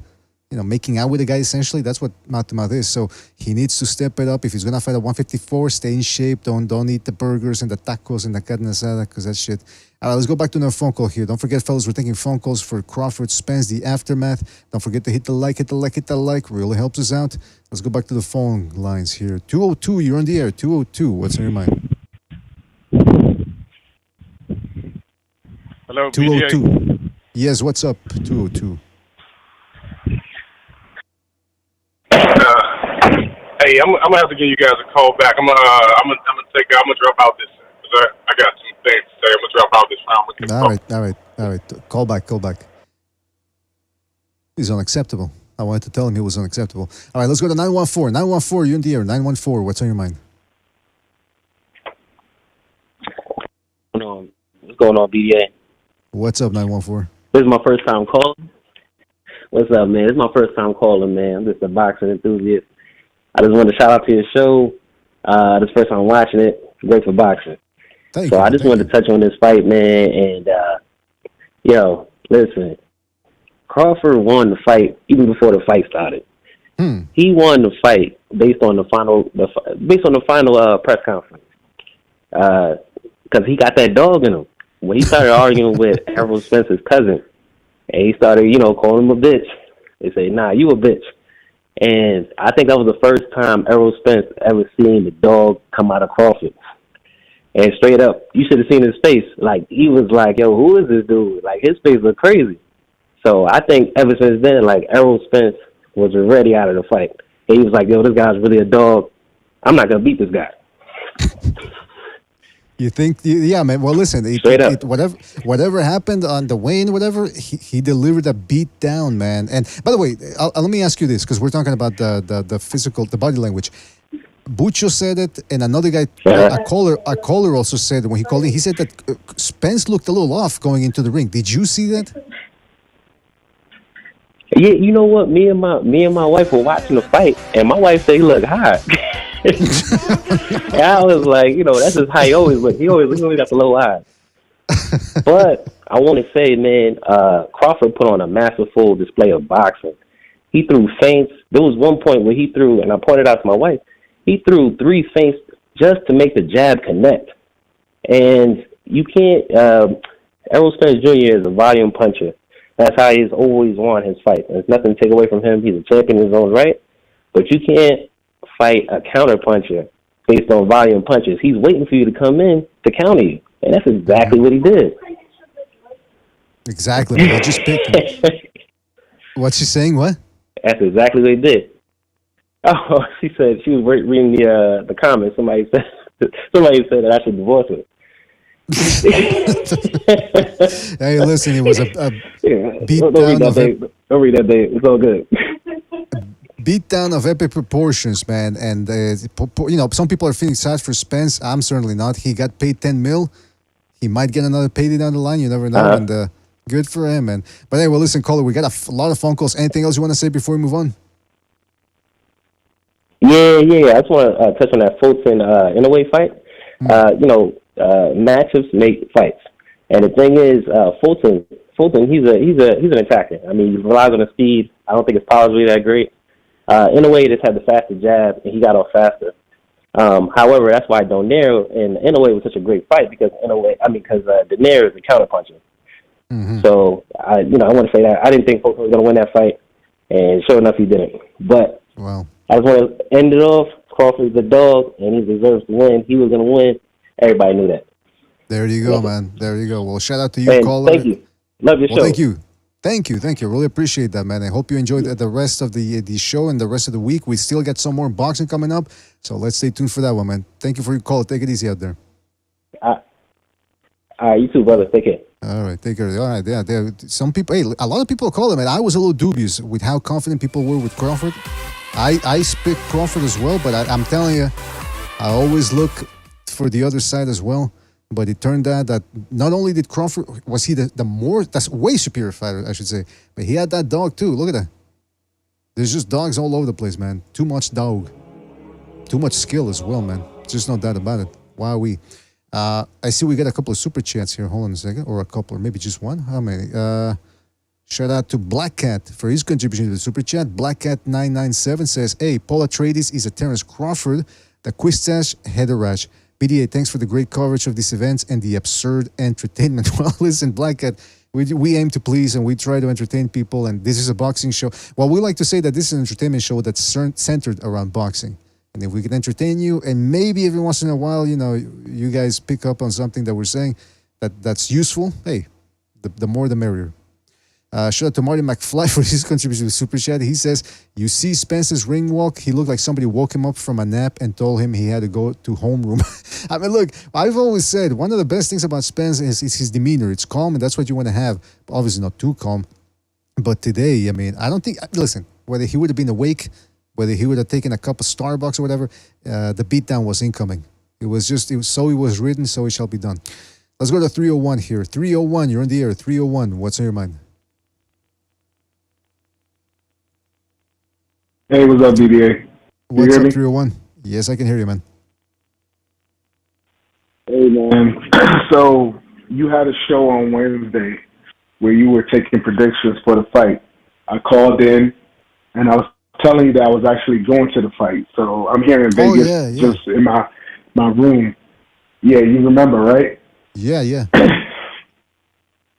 Yeah, if you go back to your thing, you'll see that I called for Crawford TKO between 9 and 11. Whoa. Knocked him out in 9 rounds.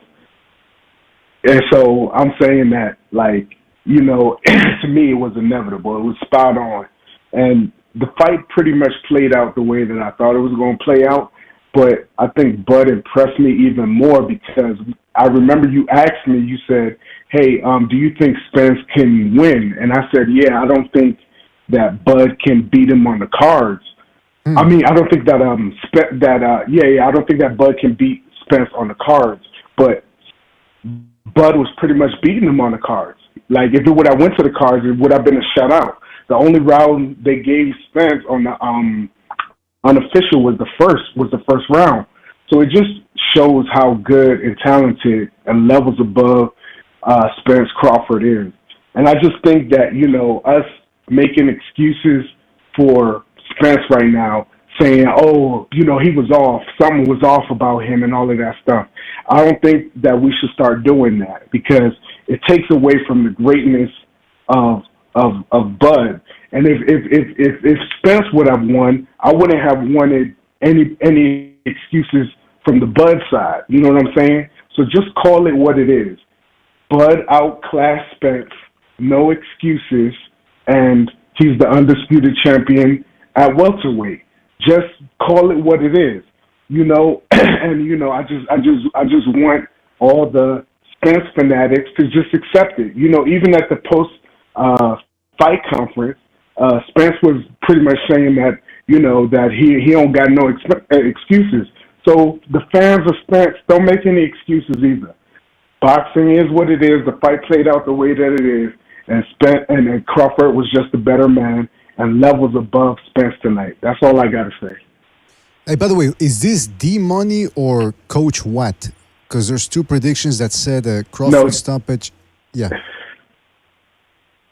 No, this is D-Money. This is D-Money. D-Money. Okay. Yeah, I've had a feeling. Hey, by the way, yeah, I just want to clarify. When I said that about Spence looking off, I'm not saying I even emphasized it's not an excuse. It's just something that multiple people noticed. But like I said, whether he would have been hyped up, whether he would have been going into the ring singing, whatever, it wouldn't have changed the beatdown that he took. I mean, there was nothing that was going to top that type of speed down. I mean, just, you know what it is? Crawford is what they say. He was in the zone.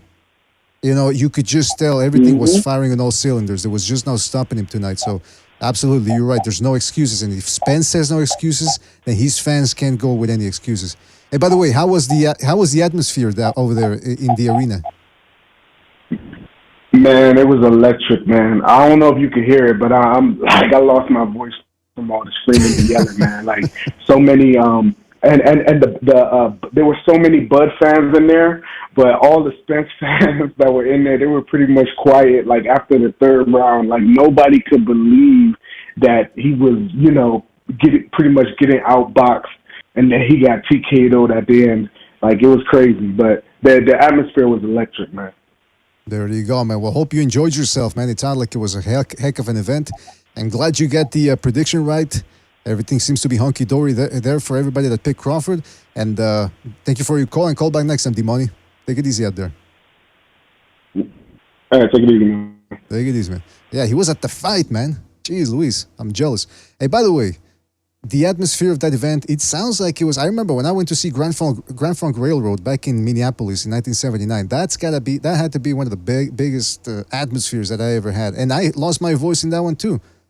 I think I did. I don't know. I think I was on acid at the time. Anyway, let's go back to the phone calls here. Let's go to... Who else was next here? All right, don't forget to hit the like, fellas. Hit the like. Really helps us out. 856, you're on the air. 856, what's on your mind? What's up, BDA Jersey J, man? What's up, Jersey J? What's on your mind? I'm saying, I was on the panel with y'all all day. I'm sick of y'all. I love y'all, man. I'm sick of y'all with that whole thing with Mirage and all that on the panel, but that was crazy. It was a great day today. But anyway, let's get to the but like you said, like Errol walking down to the, he looked like he knew what was up, man. I think he knew what was up. And then let's go to Crawford. Just watching Crawford, like he did everything perfect. Errol, I think, needs, like, I don't want to say we're going to throw James out there, but he needs a teacher at this point. He was out of place on all levels. Head movement was non-existent. I mean, the feet was everywhere. Terence did everything. I mean, this textbook, I mean, a fighter's fighter. I mean, parrying, the counters. I remember this the first time when he really clocked Errol with his counter. Like, he pulled him all the way to one of the corners.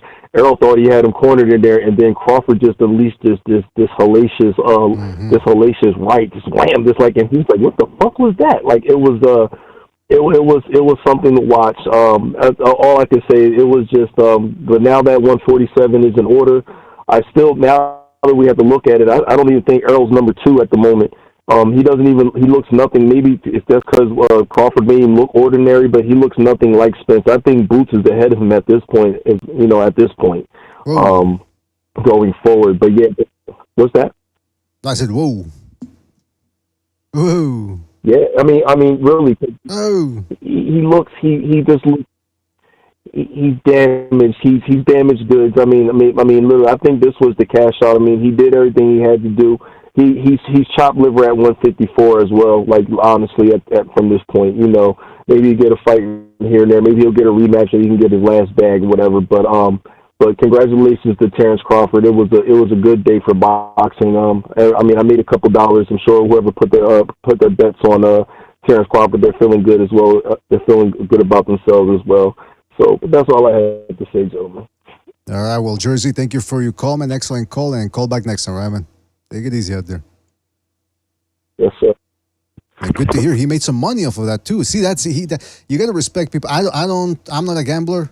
That's something that I stay away from. But when people put their money on like this and then they win, that's the reason why I stay away from it, because it must feel good, man. It's like I would be fucking gambling up and down. And then I would have to wear knee pads so that people don't break my legs. I mean, it's just, listen, it's a dangerous, it can be dangerous unless you know what you're doing. All right, let's go back to the phone lines here. 510, you're on the air, 510, what's on your mind? Hey, what's up, BDA? It's Mr. Booty Juice. Can you hear me? Oh, Mr. Booty Juice, what's up, man? Hey, what's up, man? Well, first of all, I just wanted to say I actually had to catch the fight after the fact. I've been getting dogged at work, so I couldn't even watch the card, which kind of sucked. But I saw it on replay. I mean, this is, I want to keep in theme with the BDA fan base here, and I just wanted to make a comment. This is the type of black on black crime I want to see. I love it. I love it when we get black on black crime. Jeez, Louise. I mean, let me tell you something. Huh? I'm tired as fuck right now, so I don't even have a reply for that one, man. Just go ahead. Say what you got to say, man. Well, I just stuck with you. No, but yeah, man, it was I honestly can't put up crawfish, I can't put him up too high, but he did what he had to do. It just Spence just simply put out of place. He was weathered, and again, it's his fault for not training, for not, for continually drinking. All this shit is his problem. Mm-hmm. So, as much as I'm a fan of Errol Spence, but especially as a non-black, I like the dude, but man, he's got to get his shit together. At this point, I honestly don't know where he goes. I mean, he could fight some lesser competition, but I don't know. I mean, but good on him. The stoppage, I would have wanted to see it have. I would have wanted to keep it going, just leave all doubts of the stoppage. But whatever, he was getting pieced up everywhere. It was just it was a domination. But like on Spence or on Crawford's point of view, whatever, I think he was sharp, and he was just teeing off on him. And I like the fact that even when Spence tried to double jab, he had different answers for it. So, and that's one of the things that I always look out for when I see when I compare fighters. I always I pay close attention to what they react to and what they do with the basic tactics. Because even when as I was saying, Spence tried to double jab, he gave him different looks. He moved to the side. He timed them. It was just picture perfect. But that being said, though, I really don't give him that much credit. Honestly, if I had to put Crawfish in the top 10, I would do reluctantly. But in my point of view, he's in the 6. I still think that he has the spot number 6. I don't think he's good, man. Don't get me wrong, he's good, but he's just not thoroughly entertaining. I just don't know. I mean, a lot of people are giving him credit, and honestly, the way I see it, he just did what he had to do, and he was just obviously cleaner, better, faster. I mean, was there more to say? And right, by the way, shout out to Uncle Charles. That's my actual uncle. So, shout out to my Theo. I don't know if I believe that, but well, shout out to you, Mr. Booty Juice, and thank you for your call. Thank you for your input. Hey, ask him. He knows me. Not only am I going to ask him, I'm going to demand a blood test. I want to get down to the bottom of this. Let me tell you. Ryan, well, listen, call. Thank you for your call. Thank you, Mr. Booty Juice. Take it easy out there, man. All right, you too, man. Take it easy. All right. Take it easy. That was the one and only Mr. Booty Juice with perhaps the greatest name in the YouTube boxing community. Not the most upstanding, but certainly the most controversial. Let's go. Oh, hold on a second. Shout out to Gonzalo for his contribution to the super chat. By the way, did I miss a chat? Hold on. I think somebody told me that I missed one. Shout out to Marty McFly. No, who was it? Carlos Luis. Yeah, Carlos, thank you for your contribution with the super chat, man. Shout out to Carlos Luis, who says, this is why Al Heyman didn't let no one fight Bud. I mean, it's looking like that now, man. All that talking about who was avoiding who, Crawford didn't want that, he got no dog. Well, not only did he have the dog, he had the skills and the talent as well. Yeah, Marty McFly, I read that one. Shout out to Marty. Shout out to Lobito, who didn't leave a comment. But shout out to Gonzalo for his contribution. Gonzalo, if you want to jump in here as we near the end of the... we still got more phone calls. Hold on. All right, shout out to Gonzalo. Let's go back to the phone lines here real quick, man. I'm trying to get through as many as possible. 954, you're on the air. 954, what's on your mind? I'm looking for Booty Juice. no, Booty Juice gone, man. Sorry about that. Oh, okay. That's a great name. This is Recognized. What's going on? What's up, bro? I thought it was... for some reason, I confused you with 100% X. I don't know why, but what's up, Recognize? What? How dare you? I mean, there was a little bit of a... Where you getting this from? There was a little bit of a similarity. A little bit. What do you want from me? By the way, real quick before I say what I got to say, 100% X reached out to me. I know it's him. It's him. And it was an encrypted number, and the message said, I told you that the real Jungle Brother is pound for pound number one. So he must be talking about Crawford. That sounds like X. That must have been the real one. Anyway, man. So, first of all, shout out to Gypsy, the Gypsy King. If it wasn't for him, I wouldn't been able to watch the fight. I was at work. Oh. So I caught most of the fight. There was some glitches here and there, but I caught most of it. I'm not going to say how I watched it, because, for reasons that I can't say on the air. But anyway, that's right. This is what I think of. This is what I thought of the fight, man. It looked like, first of all, Crawford fought like a top 3 pound for pound fighter. That's one. Like when you compare him to Spence, it looked like Spence was totally outmatched, almost from the beginning of the fight towards the end when he stopped him. I remember we were doing our breakdown and we were comparing. We were doing the what they're better at, right? The stuff that the categories that they're better at, and we were talking about the rear hand, and I remember saying to myself, well, I'm gonna probably give that to Crawford because he has 2 of them, and he fought him from the southpaw stand, and he never broke that stance at all, as if he knew that the lead right was going to be his main weapon. I don't think that was like something that he just found out in the ring. I think he knew it going into the fight. And, yeah, man, he couldn't stop that.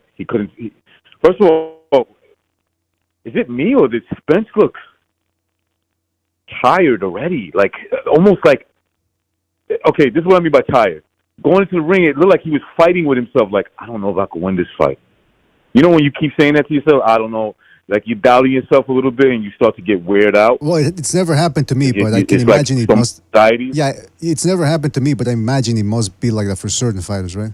No, I understand. Listen, I was speaking from the human side. I know you don't. Exactly. I know you never felt that, but I assume that you're intelligent enough to understand how us humans feel. But anyway, absolutely, I feel for people like that. I feel I'm like I want to help you guys out. That those of you out there that have doubt and worries and even an inkling of fear. I mean, my God, how must that be? I don't know, but yeah, go ahead, Recognize. What's up?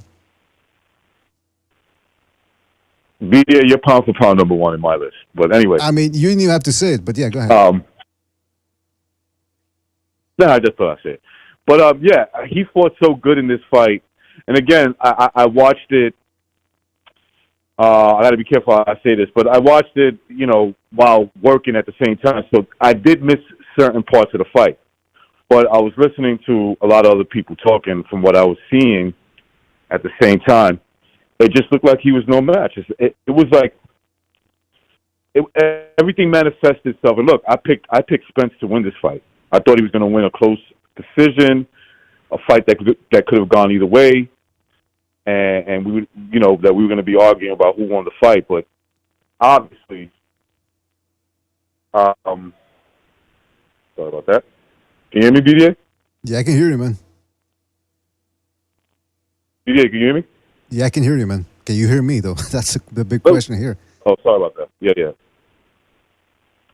So, yeah, the fight, like, this dude, Spence wasn't even like a tough fight for him. It wasn't, I think Porter did a better job in giving some type of resistance than Spence did.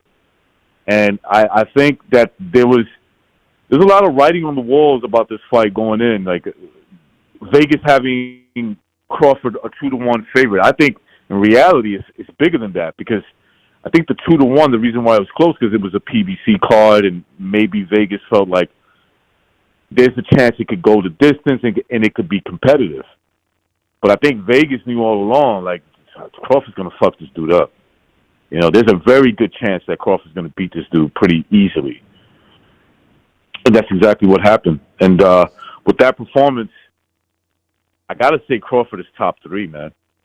Oh, yeah. And then anybody could put him wherever they want. The reason why I give him top 3 is for 2 reasons. He beat the previous best guy at going into the fight, Errol Spence, in that division. He beat him, and he beat him easily. So he was number 1 or whatever he was, whether he was number 1 or 2, or it wouldn't matter. He clearly beat the next guy to him, and he made him look easy.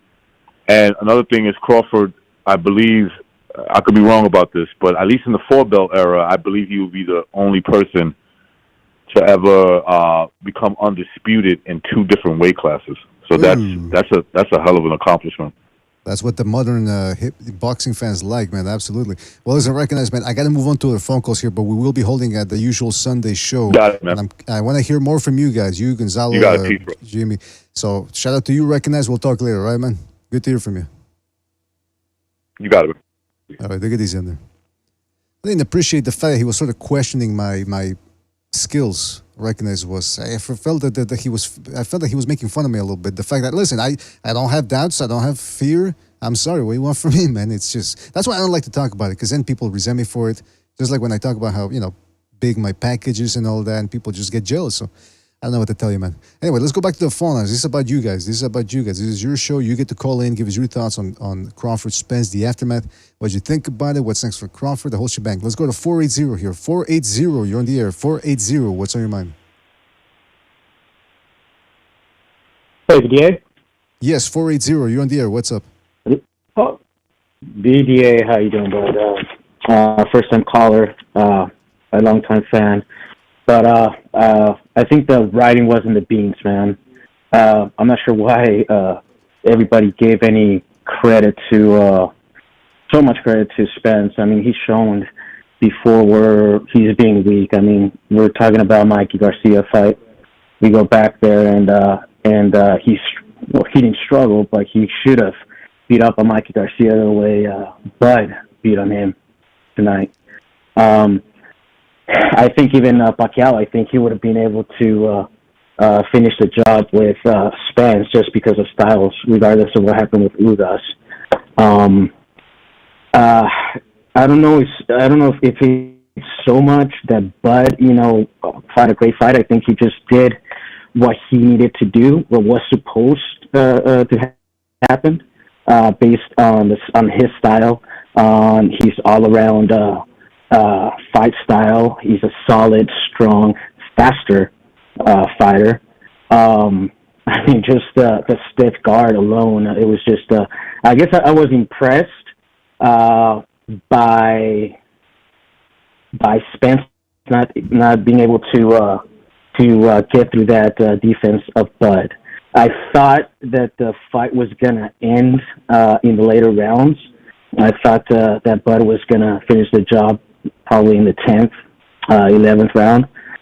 But it was, I just thought there was going to be a little bit more resistance in Spence's part, and he was able to even get it done even faster. It was I was impressed by the way Bud finished the fight. It was incredible. Absolutely, man. Yeah, it was an eye-catching performance, that's for sure. He's certainly within the 3 pound for pound there, and then between him and Inoue, Usyk, he needs to stay active, man. Hasn't been active. He hasn't fought since August, so it's gonna be a year now. So he's got to step it up too. He's lost his spot right now. It's all about what happened now. What have you done for me lately? Anyway, listen, caller, we got to move on to another phone call here. So thank you for your call. Call back next time, right, man? Take it easy out there. All right, BDA. Thank you. Have a good one. Thank you, man. Thank you. You too, man. All right, let's go back to the phone calls here. Don't forget to hit the like, fellas. Hit the like. Really helps us out, all right? Let's go to another phone call here. Let's go to 442. Excuse me. Yeah, 442. 442, you're on the air. 442, what's on your mind? Yeah, is that me? Yes, that's you, 442. What's up? All right. So, I'm kind of, I picked Crawford to KO him, and in the 11th round, not 9th. I think it's kind of disappointing because it had like 4 years of build-up, and like something like Devin Haney versus Lomachenko was like an optically better fight. Like Haney made a better account of himself against Lomachenko, but it wasn't like more so. It was like a Mexican with no power against Lomachenko versus Manny Pacquiao. Like that's how that's what that fight reminded me of. But it's also kind of crazy that like Porter put up a greater challenge than Spence did against Crawford, and I think that it's because he I don't know, I would have been more willing to accept that if like Spence fought like Thurman and Pacquiao and Ugas and fought Crawford earlier on, then I think like all is forgiven. But I think because he held up the division, there's like no like he won me no favor with that performance. Mm-hmm. No, you're right, man. You're right. I mean, this was an awful performance, and like you said, Porter. I reckon I said that. I asked that to another caller as well.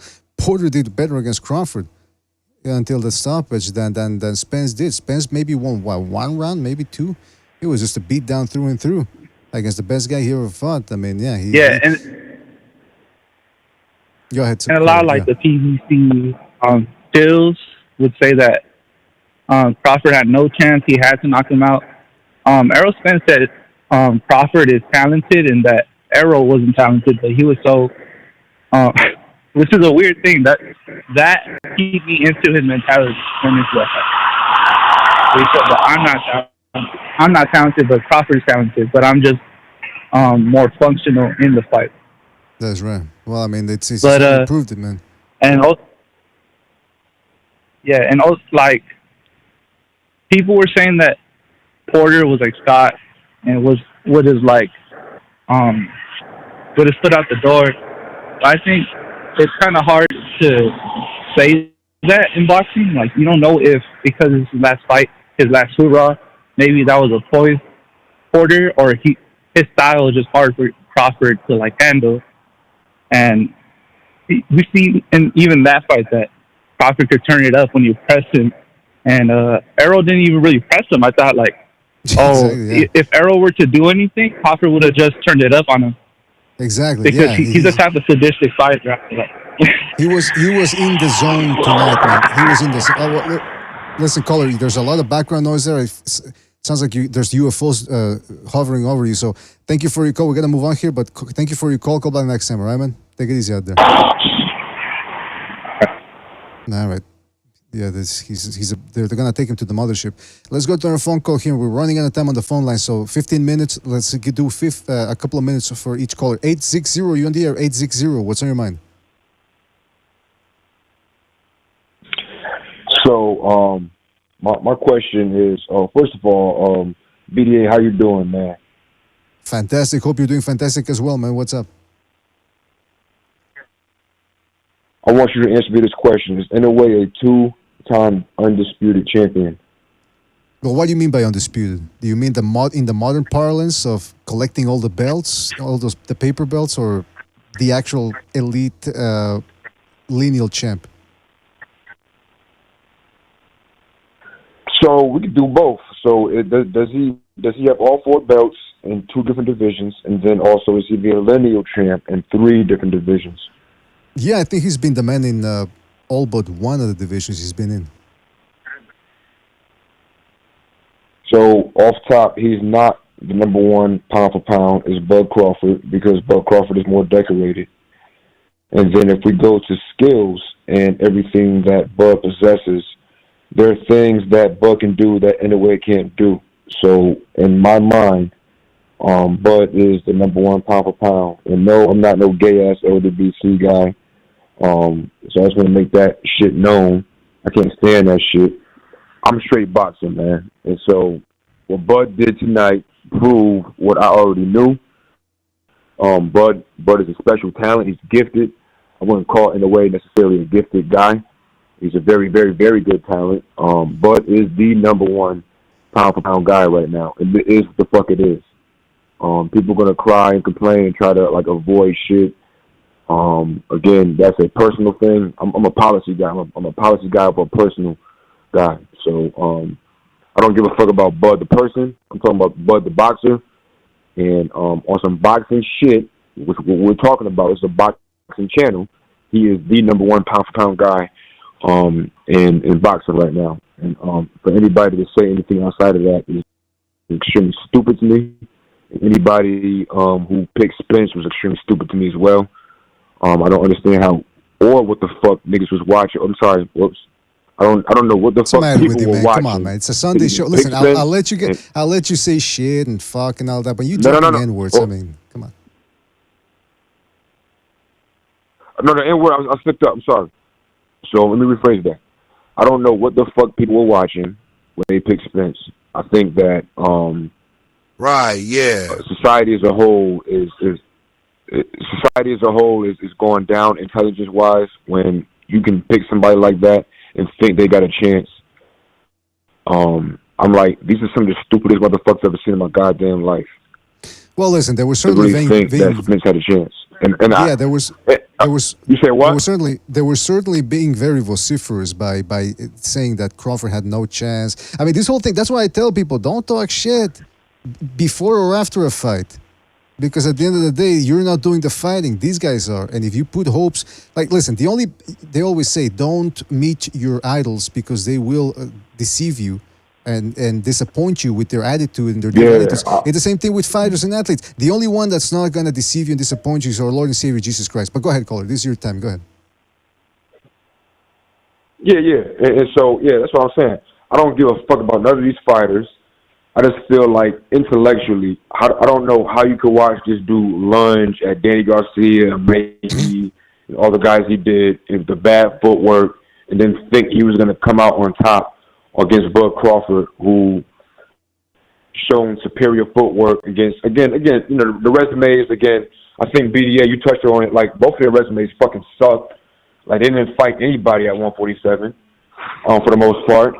And for anybody to think otherwise than what happened tonight, I really question people's intellect. And back to the pound for pound list, anybody also who has Canelo on their list, like that's some dick sucking shit. And I have no other way to put that, BDA, other than that's some dick sucking shit, because he just got waxed by fucking Dimitri Bivol. So how the fuck are y'all still naming Canelo? I'm looking at the super chat or the chat online. I'm still seeing Canelo's name, and I don't understand people. I'm just tired. Yo, BDA, my thing is I'm just tired of the people worship. I'm a boxing fan. Fuck all the people. Fuck Canelo. Fuck Bivol. But again, Bivol just beat the fuck out of Canelo. Why y'all still listing Canelo as pound for pound? Why are people still listing Lomachenko as pound for pound? Well, listen, I mean, that's going to be the debate that's going to be raging after this week. And we're certainly going to be having a show that's going to be covering just that, the pound for pound debate. Be that as it may, I think you made your point, but, you gave your point, but I could have done without the swearing. I'll tell you that much right now, especially on a Sunday morning like today. But anyway, listen, caller, we got to move on. We got other calls, but thank you for your call. Call back next time. Take it easy out there. All right, that was 860 on the air right there, or on the line rather. Let's move on to the phone call here. Let's go to 985. 985, you're on the air. 985, what's on your mind? What's going on, buddy? What's up, 985? You're on the air. Hey, man, how you doing, man? Bug Loose in the building. I just wanted to say, man, I just wanted to ask you, do you think Bug Crawford did what Antonio Tarver done to Roy Jones? Well, it's much different because if you're talking about the rematch, that was a one-punch knockout hitter-quitter. This was a beatdown, man. This was a prolonged. This was Fury Wilder 2. This was Fury Wilder-esque. The beatdown that he delivered. What do you think? Of course, but I'm just saying for I don't think that Spence would be the same, man. He would never be the same. He would never be the same for the aspect as Antonio Tarver did Roy Jones. Oh, okay. I get what you're saying. Yeah.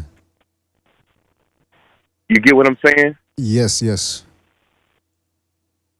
So, and then another thing too, I don't see anybody getting into matter of fact, Bud is the new face of boxing right now. All that, what they was talking about, he's not selling tickets. The way he put on the show tonight, he's going to be able to sell a pay-per-view without no question. I mean, I would hope so. I would hope that this type of performance would increase his Q rating, and he deserves it, man. He's been getting. I mean, it's at this point, it is clear that these guys were avoiding him, the PBC side, and he's 35. He should have been more well known beforehand.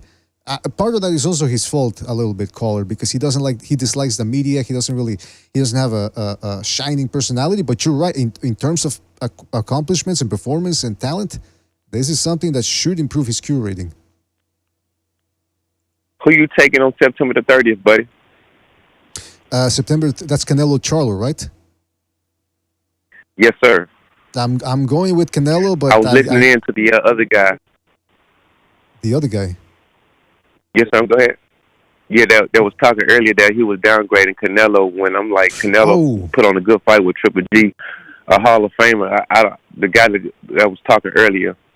Yeah, well, I don't have time to go back and forth with the callers, but yeah, that's one. We're going to be holding a pound-for-pound episode later on this week because now that Crawford and Inoue have gotten their business taken care of, that's something that we're going to have to talk about, man. We're going to have to talk about the pound-for-pound list, and again, it's subjective to a certain degree, but I think, yeah. I will be tuning in. And giving you some of my aspects of it. But I think Canelo, this would be a hell of a fight for Canelo to. Not only that, man, but to see where he's at in his career, where he's not giving a darn what they throw at him. And now's the time for boxing to create all these exciting fights, man. Now's the time, That's right. Strike while the iron's hot. That's what they got to do. Boxing needs this momentum. Absolutely. Need to keep it going. Well, listen, caller, we're going to move on here. We're almost at the end of the night here, but thank you for your call and the kind words, and catch you in the next one, right, man? Hope you can make it to the Pound for Pound show. Take care. You too, man. Take it easy out there. Yes, that open lines, it's going to be open lines, meaning open panel. That's the only way we can do a Pound for Pound show. Let's go to another phone call here. We're running out of time here. Let's go to 973. 973, you're on the air. 973, what's on your mind? Hey, man, how are you? Doing fantastic. Hope you're doing fantastic as well, man. What's up? I'm doing okay. I think,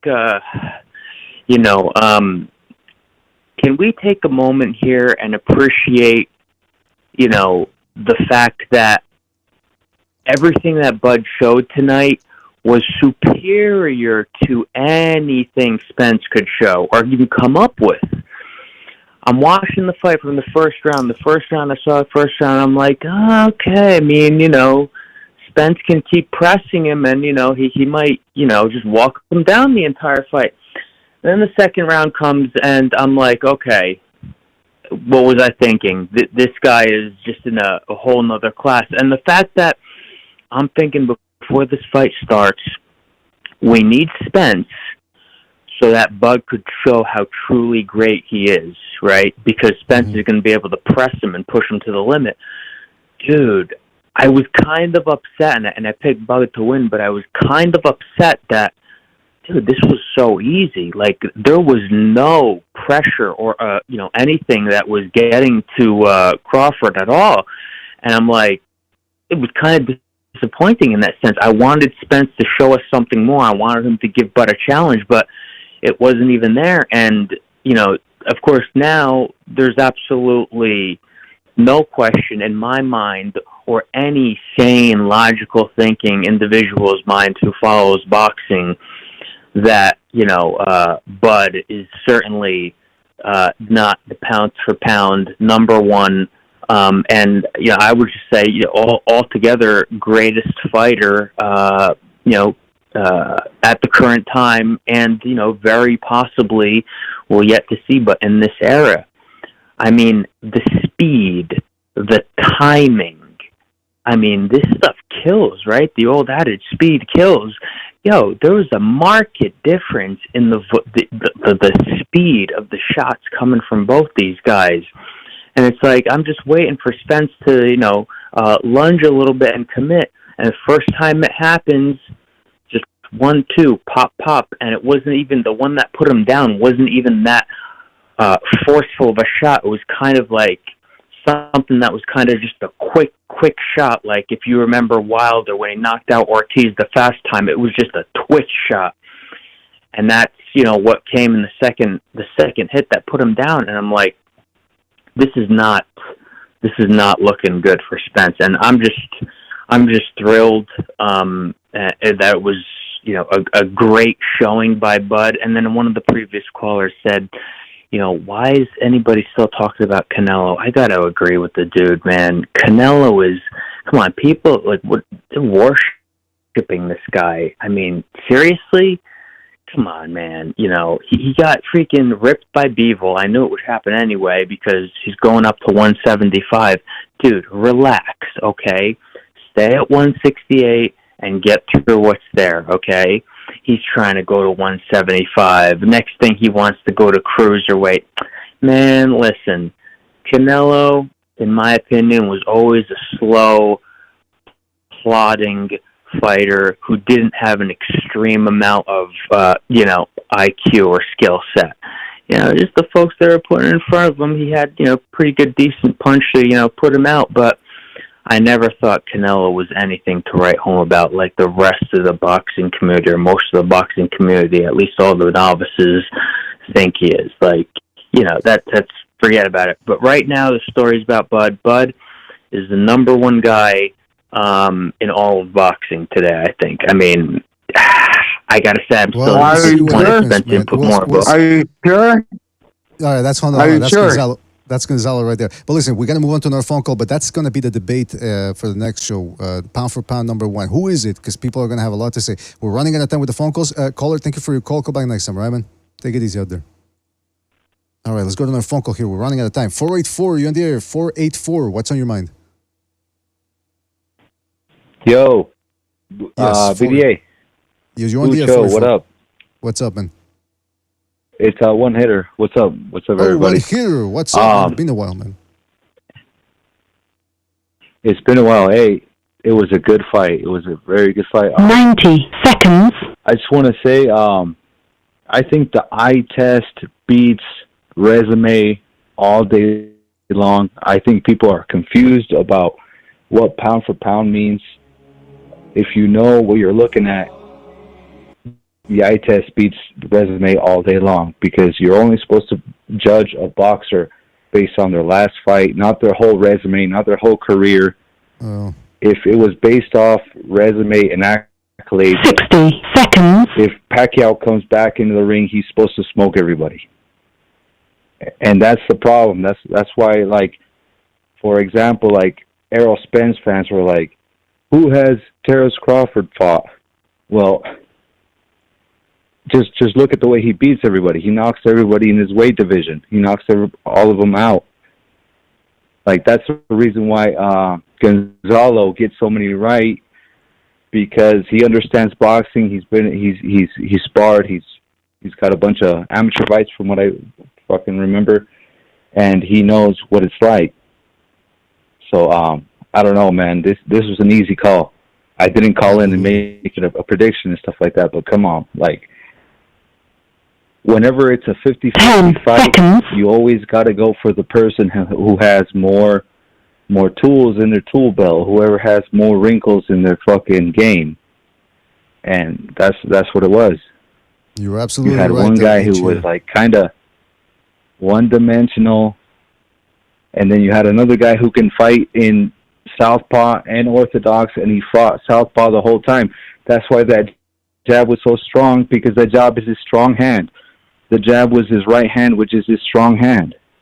And he was able to knock down Errol Spence with his strong hand, with that jab. Like, come on, like, I don't know. What do you guys got to say? No, you're right, man. Well, listen, when it's a 50-50 fight, you go a little bit more with the eye test. And look, I was overrating Spence a little bit. I was giving him a bit more of a chance, even though I picked Crawford. But this was just the speed and the power, that combination. Once he took away Spence's jab, it was over.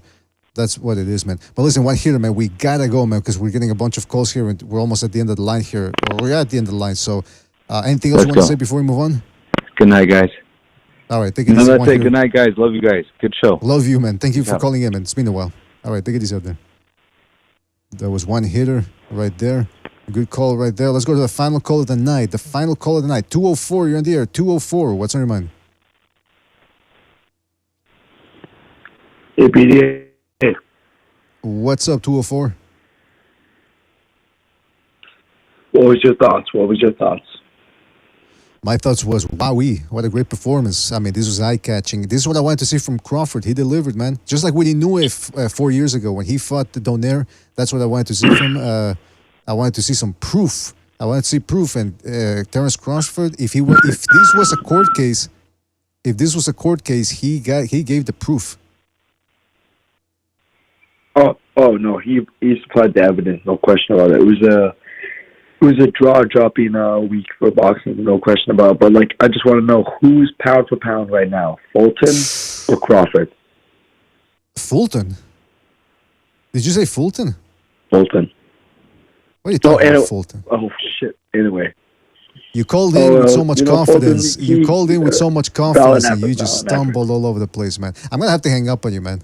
After that, sorry, man. It's just, we can't have you on the air, man. I'm kidding around. Go ahead, man. Go ahead. What do you think? What do you think? What did you think? Of course. Yeah. Of course. I expected this from you, Mr. BDA. Who is this, by the way? You sound familiar. You try to play some shit like this on me. Who is this? But in all seriousness, Inoue or Crawford, pound for pound. I mean, I don't. I'll save that for the pound for pound show later on this week. What do you think?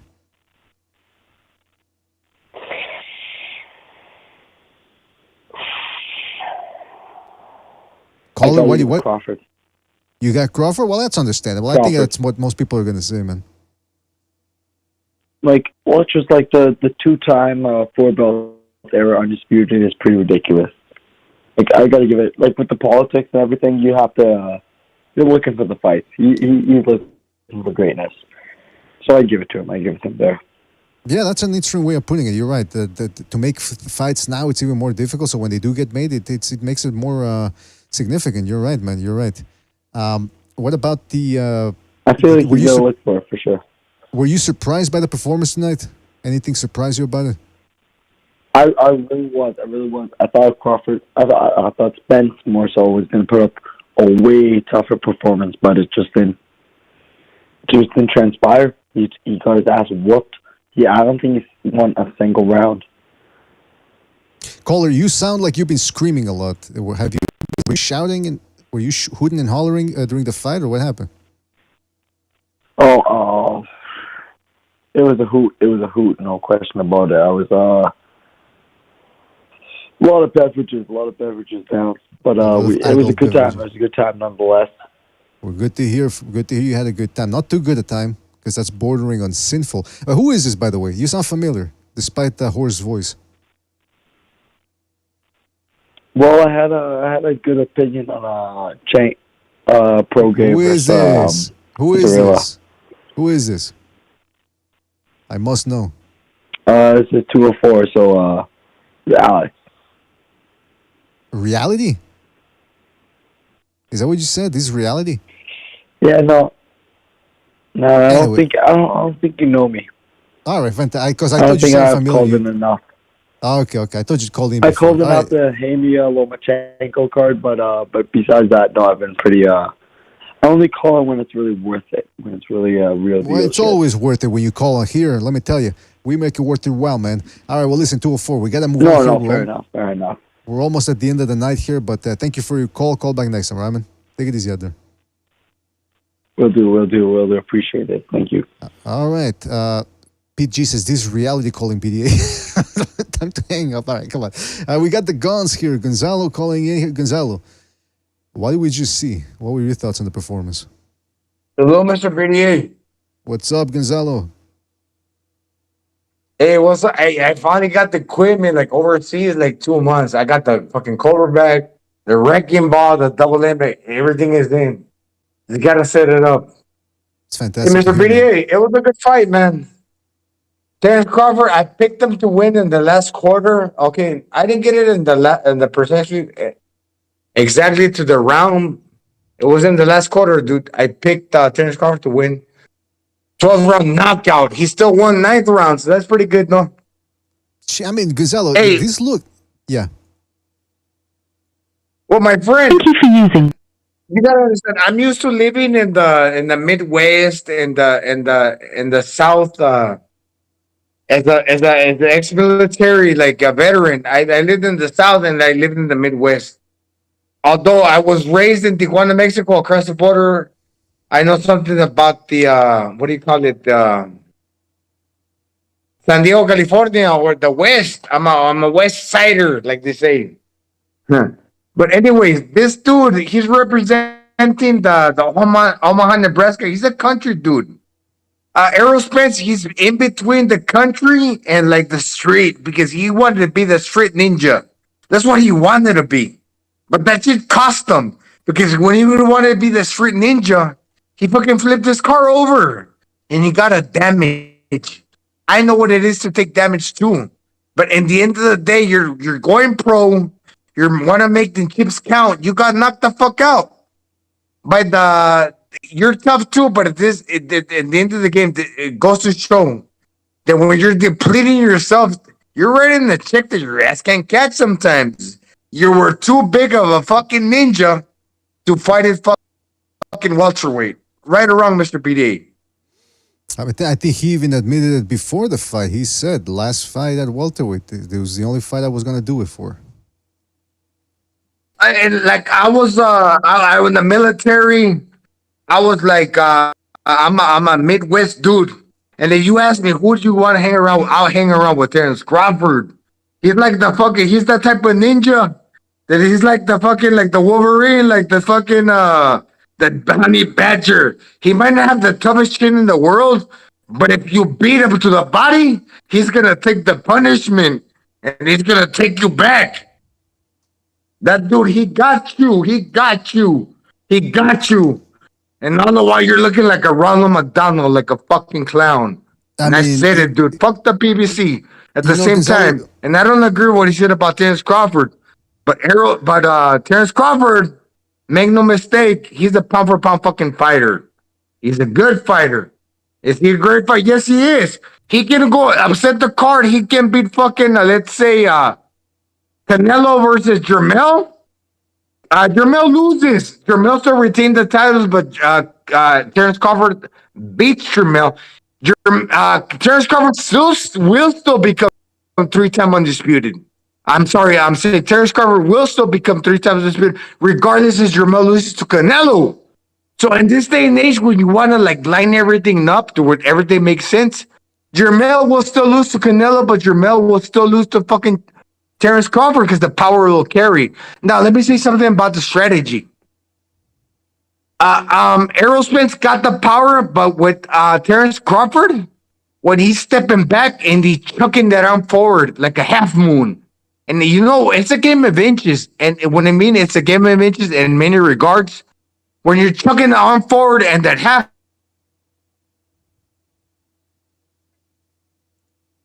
Yeah, Gonzalo, you cut off there, man.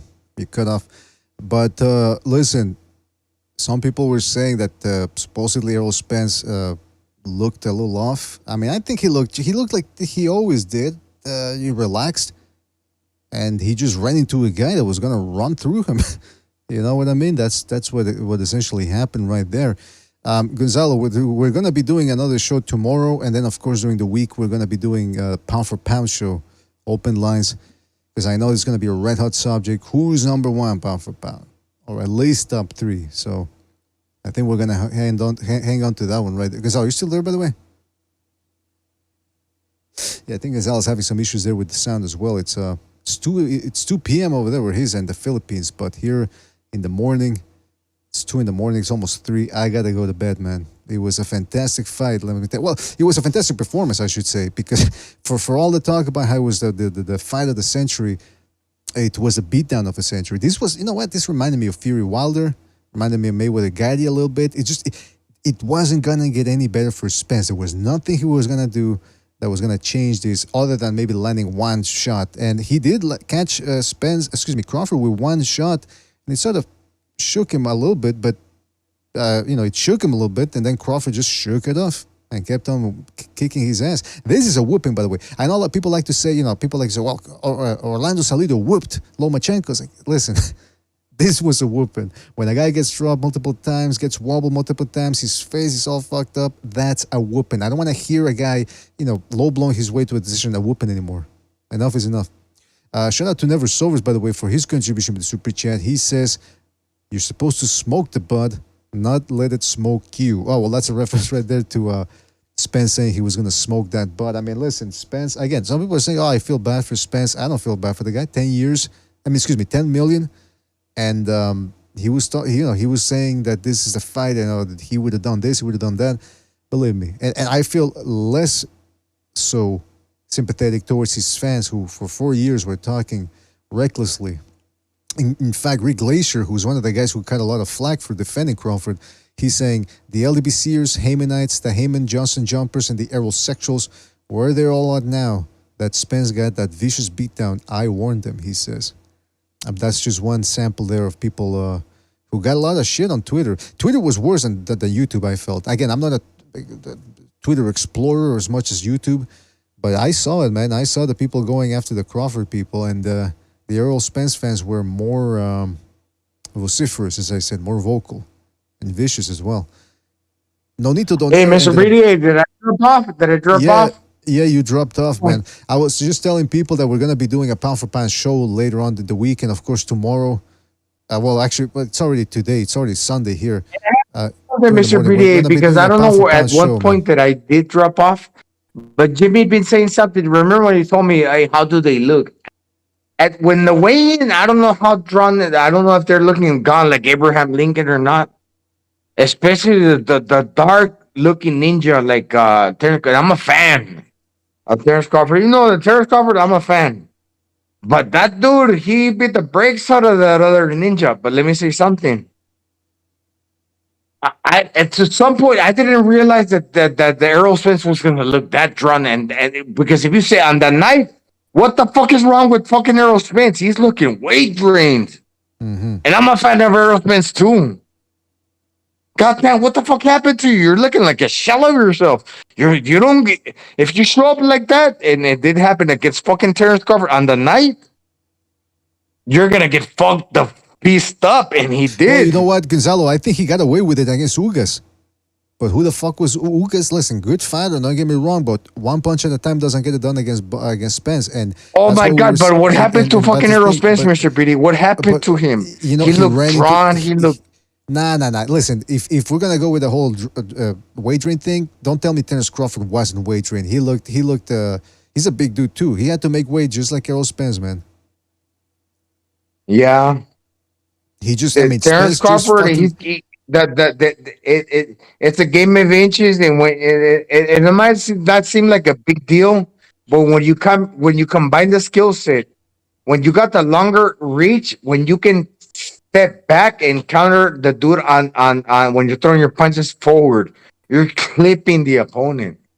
Listen, and that's the other thing. The fucking Errol Spence, that was something that we touched on the week of the fight. Leaning in, whether with the jab or with the left, especially with the left. And then by the time he leaned in and then leaned back, that's a long way. And that's where Crawford caught him on the counter, especially in the first knockdown. And then the last two knockdowns were just brutal, man. That fucking uppercut, boom, and just dropped him. It's just, he overpowered him too on top of that. On top of outspeeding, outskilling him, and outfinishing, he manheld the guy and made it look easy. So that's why I'm excited to hear this whole pound-for-pound thing. And we're going to be having a special episode later on in the week, pound-for-pound show, open lines. Anybody can jump in and give us their list and their justification for having this guy, that guy. But Gonzalo, anything? What before we go, man, what surprised you, if anything, about this fight? Because you picked the right guy by stoppage, but you just didn't get the right round this time. But you picked it, you got it right. Did anything surprise you, nevertheless? Gonzalo, can you hear me? 3, 2. Can you read me, Gonzalo? All right, listen. It's too early, late at the night here for technical difficulties. But listen, fellas, thank you for joining us. Really appreciate it. Shout out to everybody that donated with the super chat. In fact, I can now go back and read who donated with the super chat. I'm talking about Uriah Smith. By the way, I think I forgot to read Uriah Smith's super chat. Shout out to Uriah Smith. If you're still listening, I apologize. I just got lost with everything in the beginning. He said, Slick Black Fighter won. The LDBC still gonna cry.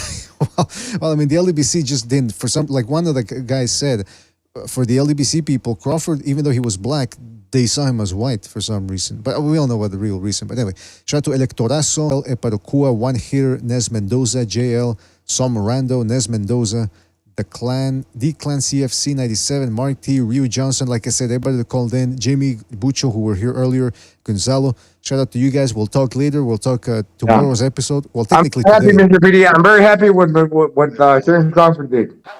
Fantastic. We'll talk more about it in a couple of hours, man. Get a little nap, maybe a little rest, and we'll talk in about 10 hours maybe from now on, or 8. All right, man. Shout out to you, Gonzalo. Good talking to you. I'm glad we got a couple of words in here near the end of the show. Mr. PD and to the PD family. Thank you, man. Shout out back to you, Gonzalo. Well, let's take it easy out there, fellas. Have a good night. Let me tell you why.